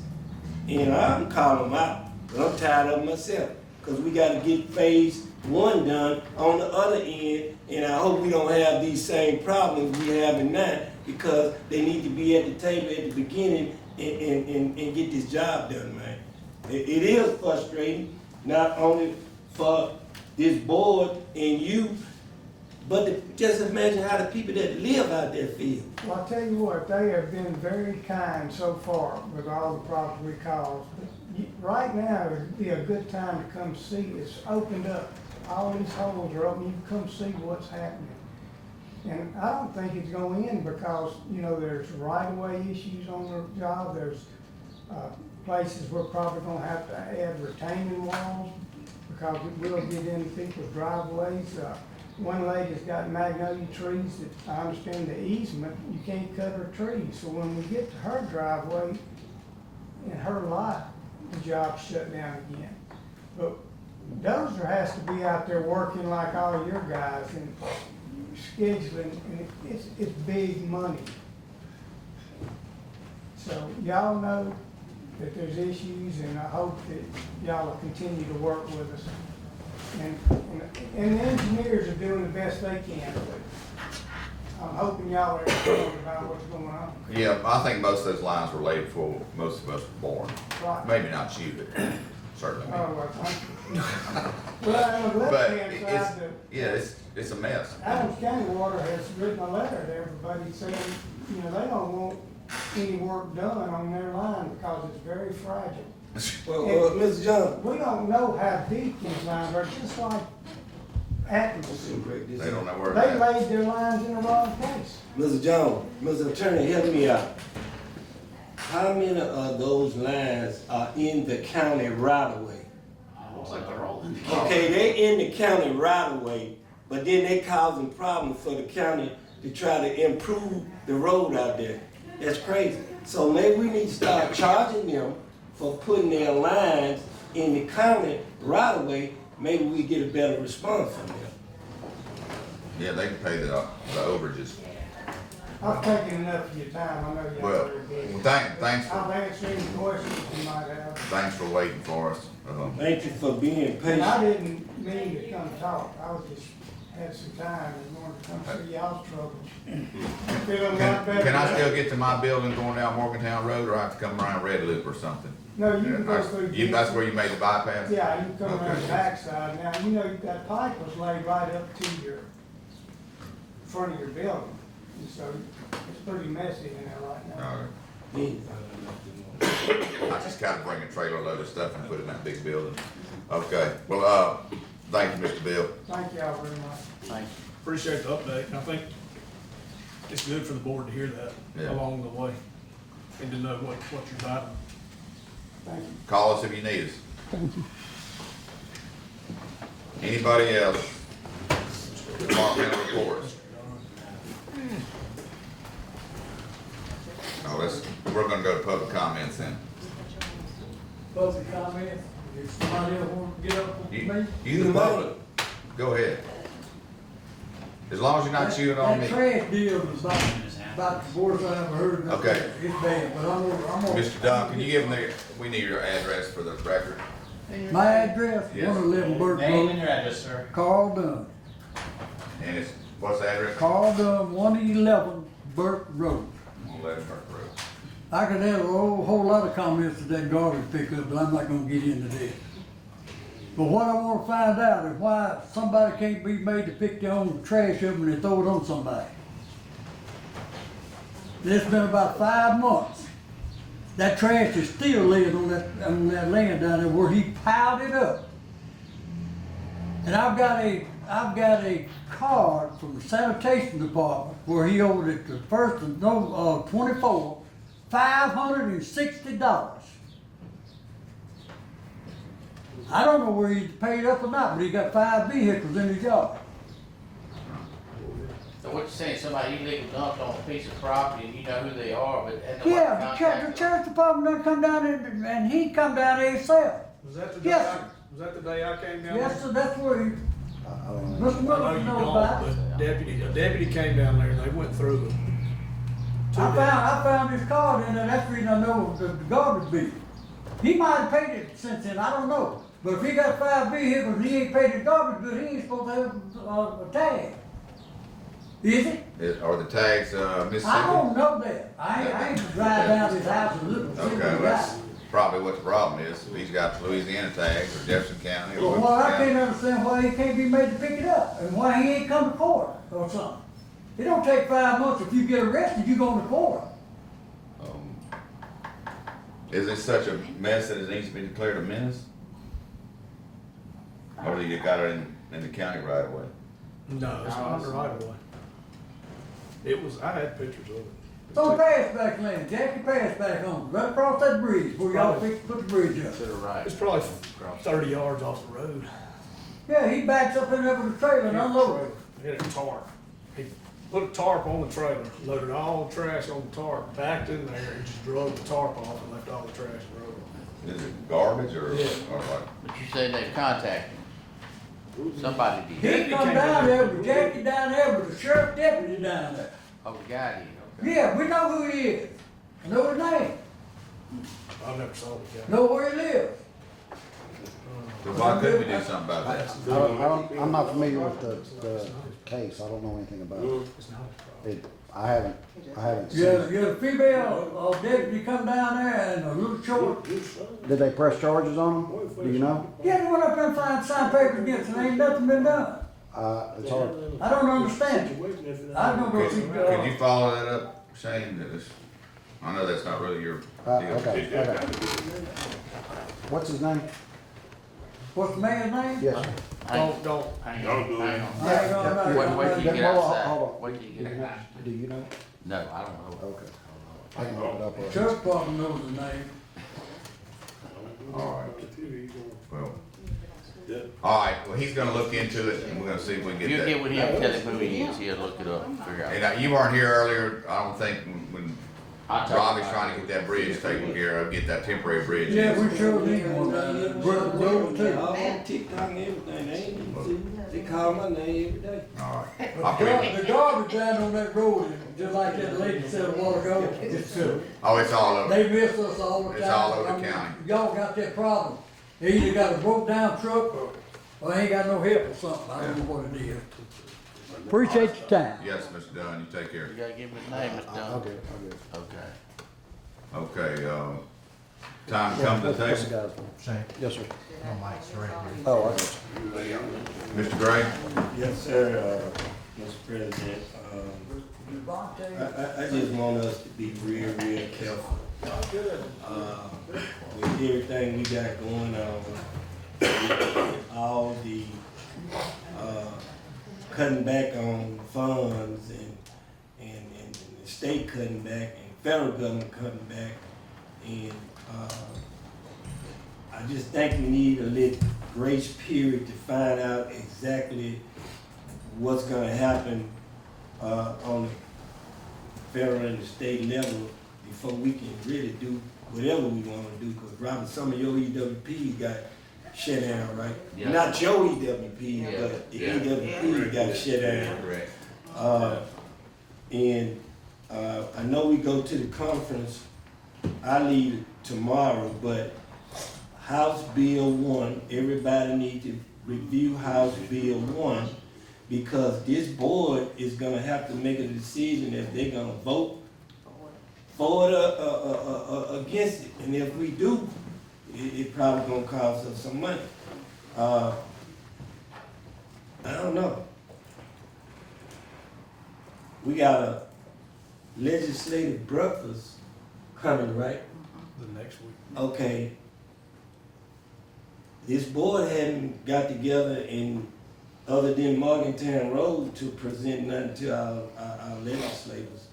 I know, I hope you done sent it to them, Scott, but as a board, we do need to come up with 2 or 3 things that we want to present to our legislators, because we not doing, far as I know, we're not doing the city county thing no more. Yeah, are we? No, the city kept their representation. But we not doing that no more. So they got their own representation. We got to do our own lobbying. So when we need something, we got to go lobby. I want to congratulate Willie B. Jones and Lovey Martin on their retirement.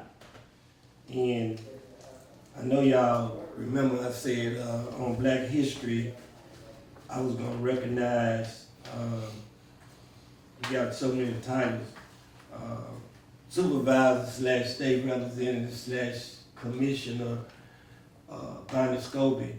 And Scott, if you need some information, I got it for you, but I wanna do this. I wanna try to give him his flowers while he's still living. To me, he had paved the way for me to be sitting in this seat I'm sitting in right now, because he was the first and they had to go through court, redistrict. That's why I'm so good at redistricting. I do my research. They had to go through redistricting because they were gerrymandering all the black folks in one area where they didn't have none. He was the first. So, I'm gonna give you that information, Scott, and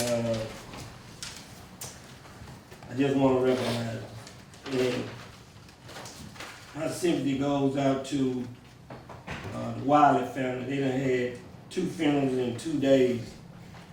The Hens family, the Gallon family, the Jackson family, the Hicks family, the Timms family, the Harold. We had a supervisor that passed, Greg Harold, his family, and the Jackson family, the young lady that got abducted from the Nissan plant up there.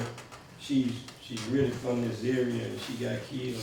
My sympathy goes out to her and her family. Add the Mound, let me add the Mound family to this. Brandon, I'm finna pass this scholarship check for this $100, and I didn't put no pay order to it, so I'm gonna let you fill that out. And Mr. President, let me ask you a question. The ransom guy that came in, and what did he want us to do? Francis, what did he want the us to do? fishing rodeo, I think the sheriff is taking that over. They allowed 100 participants already on So I thought he said he wanted us to give a donation. If the board couldn't do it, he wanted us to do it individually. I thought that's what I heard. Yeah. So who do you write the check out? I'll ask. Shane, do you know? I'm sorry, sir, I haven't been part of the conversation. The sheriff, you say the sheriff department taking that over? Yeah. Pretty much. The fishing rodeo? Yeah. Oh, I don't know the details, I know it's full, I know that. So who do you write the check out to if you wanna donate? If you give me 1 second, I'll find out. I get with you after the meeting. I'll find out 1 second. And, that concludes my report. You waiting on me? All right, well, I'm sorry, see through it? I'm sorry. I'm Yeah. trying to click, I got 50 messages for I some don't have reason. anything. Okay, thank you. Mr. Gaines? Well, I'm gonna say, I ain't had that much either, but after all that happened today, I got something to say. And, so, you know, and I always try to keep peace on the board. You know, I always try to be the reason between most of the time. You know, we all passionate about what we do. But I just look at how much energy that we can put in when we have something going on that we on opposite sides of the aisle. And I mean, that's kind of is normal because we feel that. But just think about this. What if we could put that same energy into doing something positive? Because we got a lot of challenges coming. I mean, if y'all look at the changes that we done had, the changes that our country's going through. Look at the changes in prices. Look at just so many changes that we going through. And I always say this right here: regardless of what the rest of the world go through, we got the choice to make our own choices. You don't have to follow the examples of everybody else. It's something that we should look at. It's just like different major, we got major changes going inside of our country that it's gonna come down from the federal to the state, the local. We're just like we talking about money cut off and all those changes. So I just say the rest of my board members, I know we all passionate about what we do. I can speak for myself. I definitely don't have any personal issues with anybody that sit at this table. But I really wish we could put some of our energy, just like we divide on negative stuff, if we can push that much in on some of the things that we agree on. And I think we can, it'll help us to move this board forward, because it's gonna be some trying times. But it's everybody here, and I'm gonna do it because it starts with each one of us personally. And I personally wanna move forward.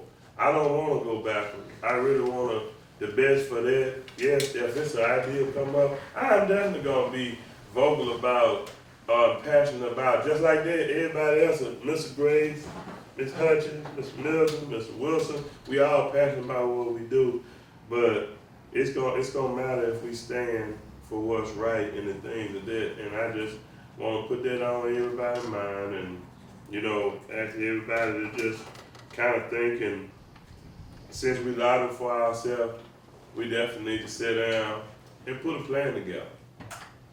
We need to have our own plan. Things that we gonna ask for in unison, because it's a lot of things that we got that we need for the county and money. So I'm just gonna yield the floor after that. Thank you, Mr. President. Thank you, Mr. Gaines. Mr. Middleton? Yeah, so last week we had the needs assessment study that we were presented down at the Natchez Grand. Mr. Wilson wasn't there, but everyone else was. And thank you for calling me out. it was on live feed, everybody knows. And roll calls, it was in the minutes.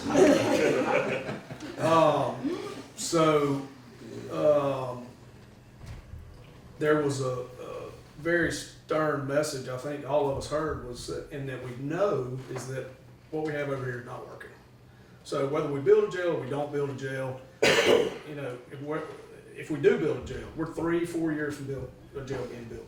So I think it's time that we need to call a meeting in the next 2 weeks with Adams County Jail, Sheriff's Office, Cordy Parish Sheriff's Office, and figure out what the problems are, what they can take, what they can't take, and try to make a move in some direction for the safety of our population, the safety of our inmates, and the safety of our employees. So I would like to try to get a meeting scheduled in the next couple of weeks if possible, to have everybody at the table. That's what we talk about. Everybody needs to be at the table. Everybody needs to be at the table.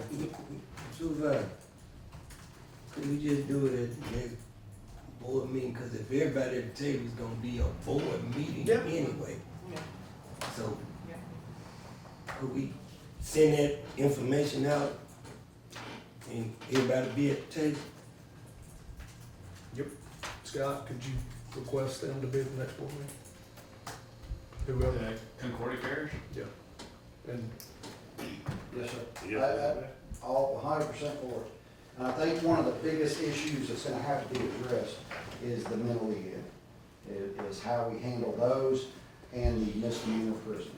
That's the two biggest issues that have to be addressed. we just need to figure it out. Yes, sir. I agree 100%. So that concludes my report. Thank you, Mr. Middleton. Ms. Dean? Yes, Alan Laird was not, able to be here, he had to go to, Wilkinson County for their board meeting. So he is asking that on the, Jones Lumber dip jobs report, they fell a little below their threshold, so he just needs the president to sign the report, on that. He said that, they are getting close to finishing this out. Okay, I need a motion. So moved. Moved by Ms. Hutchins, second by Mr. Middleton. All in favor? Any nays? Motion carried. The next thing I have is he, also Alan, came before y'all on the January 6th meeting and asked for a pay request for the contractor and for Southwest Mississippi administrative fees. Mississippi Home Corporation said that, they cannot, or the contractor cannot request payment if the if the project is not 50% finalized, so he's coming back and asking for a decrease in the amount of the invoices. It has to be 25%, so that's more of an amendment to the invoices. What contract is it? This is Cobb Construction.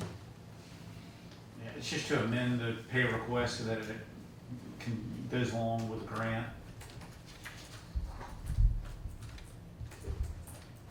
We have previously approved the pay request, and so we're amending it so it fits with the grant. Okay. Yeah. She needs a motion to reduce the amount to 25%. Moved by Mr. Gaines, second by Mr. Gray. Any discussion? No, you fine discussion. I was trying to think of what did I see? You know, when she said car, but that was in the minutes what happened, because, and I seen it in the minutes. I was trying to think of making sure it wasn't already on the docket. But after I said here, it was not docketed, but it was in the minutes of the last meeting. I just missed it. Right. Okay. And then the last thing. Okay, all in favor? Any nays? Motion carries. Is just to approve their notice to proceed on these 3 projects. All right, you need a motion for that? Proceed? Need a motion to proceed. To start these projects. What project? The Mississippi Home Corporation. Oh, some of. All right, moved by Mr. Gray, second by Ms. Hutchins. Any discussion? All in favor? All I have. Any nays? Motion carries. Any that need to sign? That's all you have, Mr. Rose? I just have 3 things to spread across the minutes. Need to spread the February bond for Mary Ann Anderson across the minutes, please. So moved. Moved by Mr. Middleton, second by Mr. Gaines. Any discussion? All in favor? Any nays? Motion carries. Need to spread the December tax redemption settlement across the minutes as well, please. Second. Any discussion? All in favor? Any nays? Motion carries. And the last thing I have is the sheriff's meal report needs to be spread across the minutes, please. Okay. How much have you got? Dollar? No, it's numbers of, yeah. Okay. Persons spent. Moved by Mr. Gaines, second. No, mine's messing up too. Mine just- Second by Ms. Hutchins, okay. I just didn't say- Any discussion? All in favor? Any nays? Motion carries. Gaines and Hutchins. Gaines. Sorry, but our computers glitched at the exact same time, so. Might have been something to that vehicle. Mr. President, before we move on, I just got a text from Ms. Smith at Southwest Planning, Ms. Gaines. She wanted us, maybe they need to put it in the newspaper for the owners, the homeowners in Morgantown, the businesses, to write a letter of the condition of the road, where she gonna file again with DRA. But those letters, I guess, will make a positive impact on whether we get some funding or not. So do they need to turn, excuse me for cutting you off. So what do they need to turn the letters into? That's one of the things, if we're gonna ask them, if the print, they need to know where they need to be turned in. They turn it into the board of supervisors office. We can walk them down there, and she can walk up here and get them, cause they probably ain't gonna know where her office at. So they can turn, Lynette Smith. My call. Yeah, well, she gonna call. That's fine. Brandon, did you have one other thing? Oh, no, sir. That was it, okay. Mr. Slover? Okay, yeah. Approve the pay request. Yeah. Neil Shaver had 2 pay requests. One is for pay application number 6. Who is this guy? It's for Bellwood, Neil Schaefer. Pay request number 6 for $57,804.95. Which is on the docket? This is not on the docket. You have to get approved before we send it to the docket. No, I need a motion. So moved. Moved by Mr. Gaines, For the contractor. Scott, I think it's for the contractor, maybe. What's that? For the contractor or for the engineer? It's on there. This is for contractor, Womack, Yeah. Sons and Construction. Okay, Oh, wait, I okay. got it. So, go ahead. got a motion, I need a second. Second. All right, second by Mr. Gray. So how do Any the discussion? process go? Do they, contact you or somebody need to be at this meeting? They usually just send us the pay request. We then forward it to the losses, who's, one of the payers involved in it. And we check up to make sure the board that the project is proceeding as it should. So, Normally, I'm not it, but since I'm handling the escrow funds, I'd have to go through me anyway, because I have to get approval from the losses. I don't think I'm asking this, so they sent for a pay request. How do we make this check and balance? So they want us to pay them but who gonna be in here saying that the work is done? Well, they're saying the work is done, Neil Schaefer. They saying it. And then we asked the Wait, who board. said it? Neil Schaefer? Neil Schaefer. Okay, he was just in here, right? Yeah, So why he couldn't do it and want you to do it? I don't know, but they sent us a pay request. We present that pay request to the board. The board either says it's done or not done. Says it's not done, we don't approve it. Doesn't approve it, gets docketed at the next meeting. We Rob, usually, ask have Robbie. you confirmed that it's been done? They ain't gonna No. get paid. I don't know what stage they at, but like I said, we talked, maybe one of the pictures I had this morning and all that water running back too, but anyhow, I will go look again. Please I'll do. go take pictures, Sorry. like Walking Town Road, he come out all them holes up, I got pictures on my phone and all that, you So know. you need to amend that and do it pending that Robbie checks that. Pending review? Yeah. Okay. All right. And then there's another, All in favor? Aye. Any nays? Motion carried. and then there's another one for the rail, 89,000.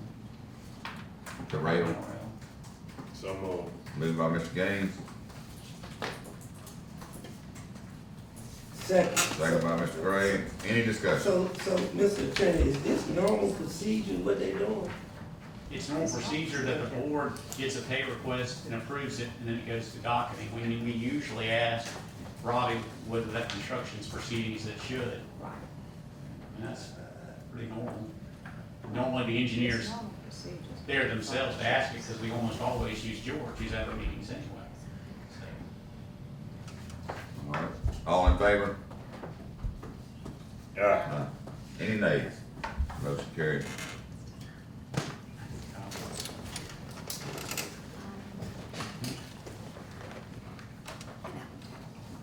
This one got a copy. Okay. All right, Scott, anything else? I have a couple items to be determined. I think that's it. Okay. Ms. Washington? I'm the same lines of Neil Schaefer. I had, a couple of invoices that needed approval. One for $6,000, one for $27,000, one for $25,500, one for $34,500, one for $18,000. They're required invoices that hadn't been docketed yet. All For Neil Schaefer? or For Neil Schaefer? on Bellwood? For Bellwood, didn't Did he just do something? Did he just do something? He did, but these are older he? Yeah, ones. these are older. They're, Okay. from 24. 24. Yeah, August, September, October, November, December. They just got lost in the shuffle somewhere? So who are we approving this for? Neil Schaefer. Neil Schaefer. So the guy wasn't he in here today? You talking about that was the, That's Yeah. it. But here, that's him. He's a part of Neil Schaefer. So, yeah, Doug Wim, yeah. So, I'm confused, man. Discussion. And what is We these? hadn't even got the, motion. No, Yeah, no, motion, but can I ask a question? yeah, go ahead. Are those invoices that has been turned in on time and just got missed? Okay, well, that's all I'm doing. They got So missed. moved. Moved by Mr. Gaines. Need a second? Second by Ms. All right, now discussion. Who missed them? Where were they been? They had emailed them to my email address. Somehow, ever since I came here, we've been kind of behind on them a little bit. I'm not sure. I can't give you a good reason, but Paige, she was trying to make sure that reminded me to make sure that I get them paid on the Okay. So, Mr. President, Yes, sir. we need a better system than what I'm hearing right now. Maybe we need to contact them and they need to send somebody in here like everybody else and ask for what they want. Where we can see them and stop. I don't think none of our employees work for them. And we doing, to me, we doing their job. Just, oh, he goes, Scott, just ask for this for me. To me, it don't supposed to be like that. I like to see papers. Everybody wants to email invoice, and I'm like, I want some paper And in my my thing hand. is, they don't know if we have questions or not. Y'all cannot answer the questions that we have for them. So they need to be presenting You their pass that own. information. I can tell them that. Yeah, pass the information. Most things could end up in spam, you know? Yeah. Shoot, I I'm don't not know. him. Invoice You know, on my hand. contractors gotta get paid, so. Okay. We Any won't more, pay them, but if we got questions, we can't get no answer. any more discussion? I totally understand. All in favor? Aye. Any nays? Motion carries. I had, some transfers in and transfers out from Jenner County, pertaining to, one of them is for $2,629,117.67. Just transferring, make sure we do we have a board order to do the transfer from the, 026 fund, but, I never filled out the transfer sheet. The same thing goes with the excess tax fund, for $33,320. I did the budget amendment, but I didn't do the transfer. Brandy had got with me to make sure that, I asked for the proper form of transfer, even though, Scott was saying that it was budgeted, it's already been budgeted, it's just, I haven't formally requested for the transfer. The same thing for the 097, for $26,676 for the cameras and the fencing for Miss Enid, the Belcher Street. So moved. Moved by Mr. Gaines, second by Ms. Hutchins. Any discussion? What's the total of them transfers? I'm sorry. Just give me both of them. I- 3 million and some change. Well, yeah, one's, $2,629,000, there's one for $33,320, and a third one for $26,676. Thank you. All from, well, I had it on the wrong sheet, I had put the budget amendments and the transfers on the same sheet. Okay, all in favor? Aye. Any nays? Motion carries. I had a budget amendment from Fund 026 to Fund 001. We have a special projects allocation to create the 001,700 line. Just moving around, it was already budgeted this year to that particular line. Just moving the interest line, the grant roads transfers, and the, all of that into the special allocations. So anything that has been allocated for the previous Fund 026 will come out of 001,700. That's for $2,537,000, and one of them for the interest for $12,000. Okay, you heard the request, and need a motion. So moved. Moved by Mr. Gaines, second by Ms. Hutchins. Any discussion? All in favor? Aye. Any nays? Motion carries. That's all? Okay. All right, I got a letter from, well, it's from Adams County Comprehensive Emergency Management Plan. It's just a routine form that I'm supposed to sign as the acting president. That's a from lot. Brad Bradford. That's a lot of writing, man. You wanna look this over, cause I really I don't. want him to look it over. and Oh, make sure. he's already looked it over. This is his long, lengthy note back to me about what to do with this.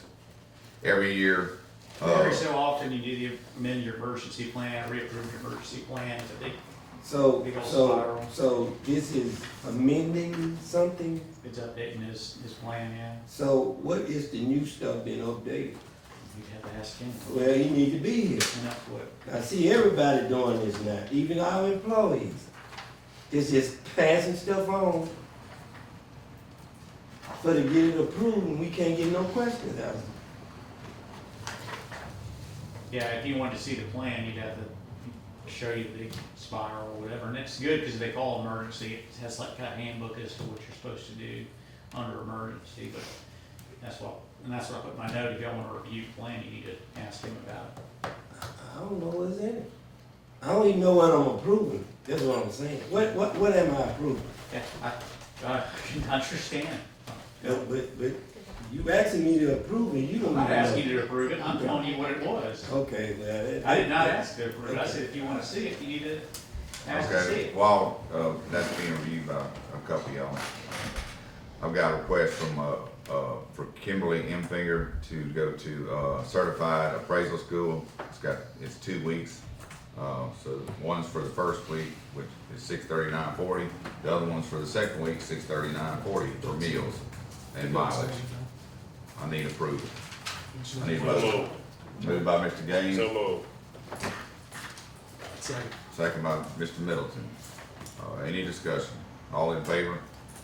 Aye. Any nays? Motion carries. Just one place on this.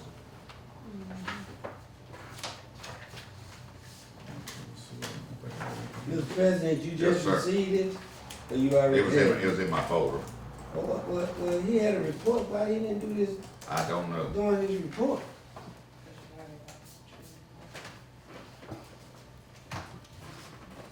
It was a folder in the folder. Just need to wait till next week. Yeah, let me. Okay. Let's wait till next week. Okay. Let me take a picture of it. I don't have anything else. I do have a couple things I wanna, some items to be determined, but we can talk about it in a minute. Y'all can call him, sure. I thought it was just a procedural thing, but, apparently. Well, Mr. President, I'm gonna be honest, man, you dealing with all this stuff ain't nothing, just a procedure thing when you're changing. Okay, I need a, Do y'all want him to come back over here so y'all? Nah, I'm gonna wait till next meeting. Okay. I need a motion for budget determination. Determination. Okay. Motion by Mr. Gaines for closed determination, second by Ms. Hutchins. All in favor? Aye.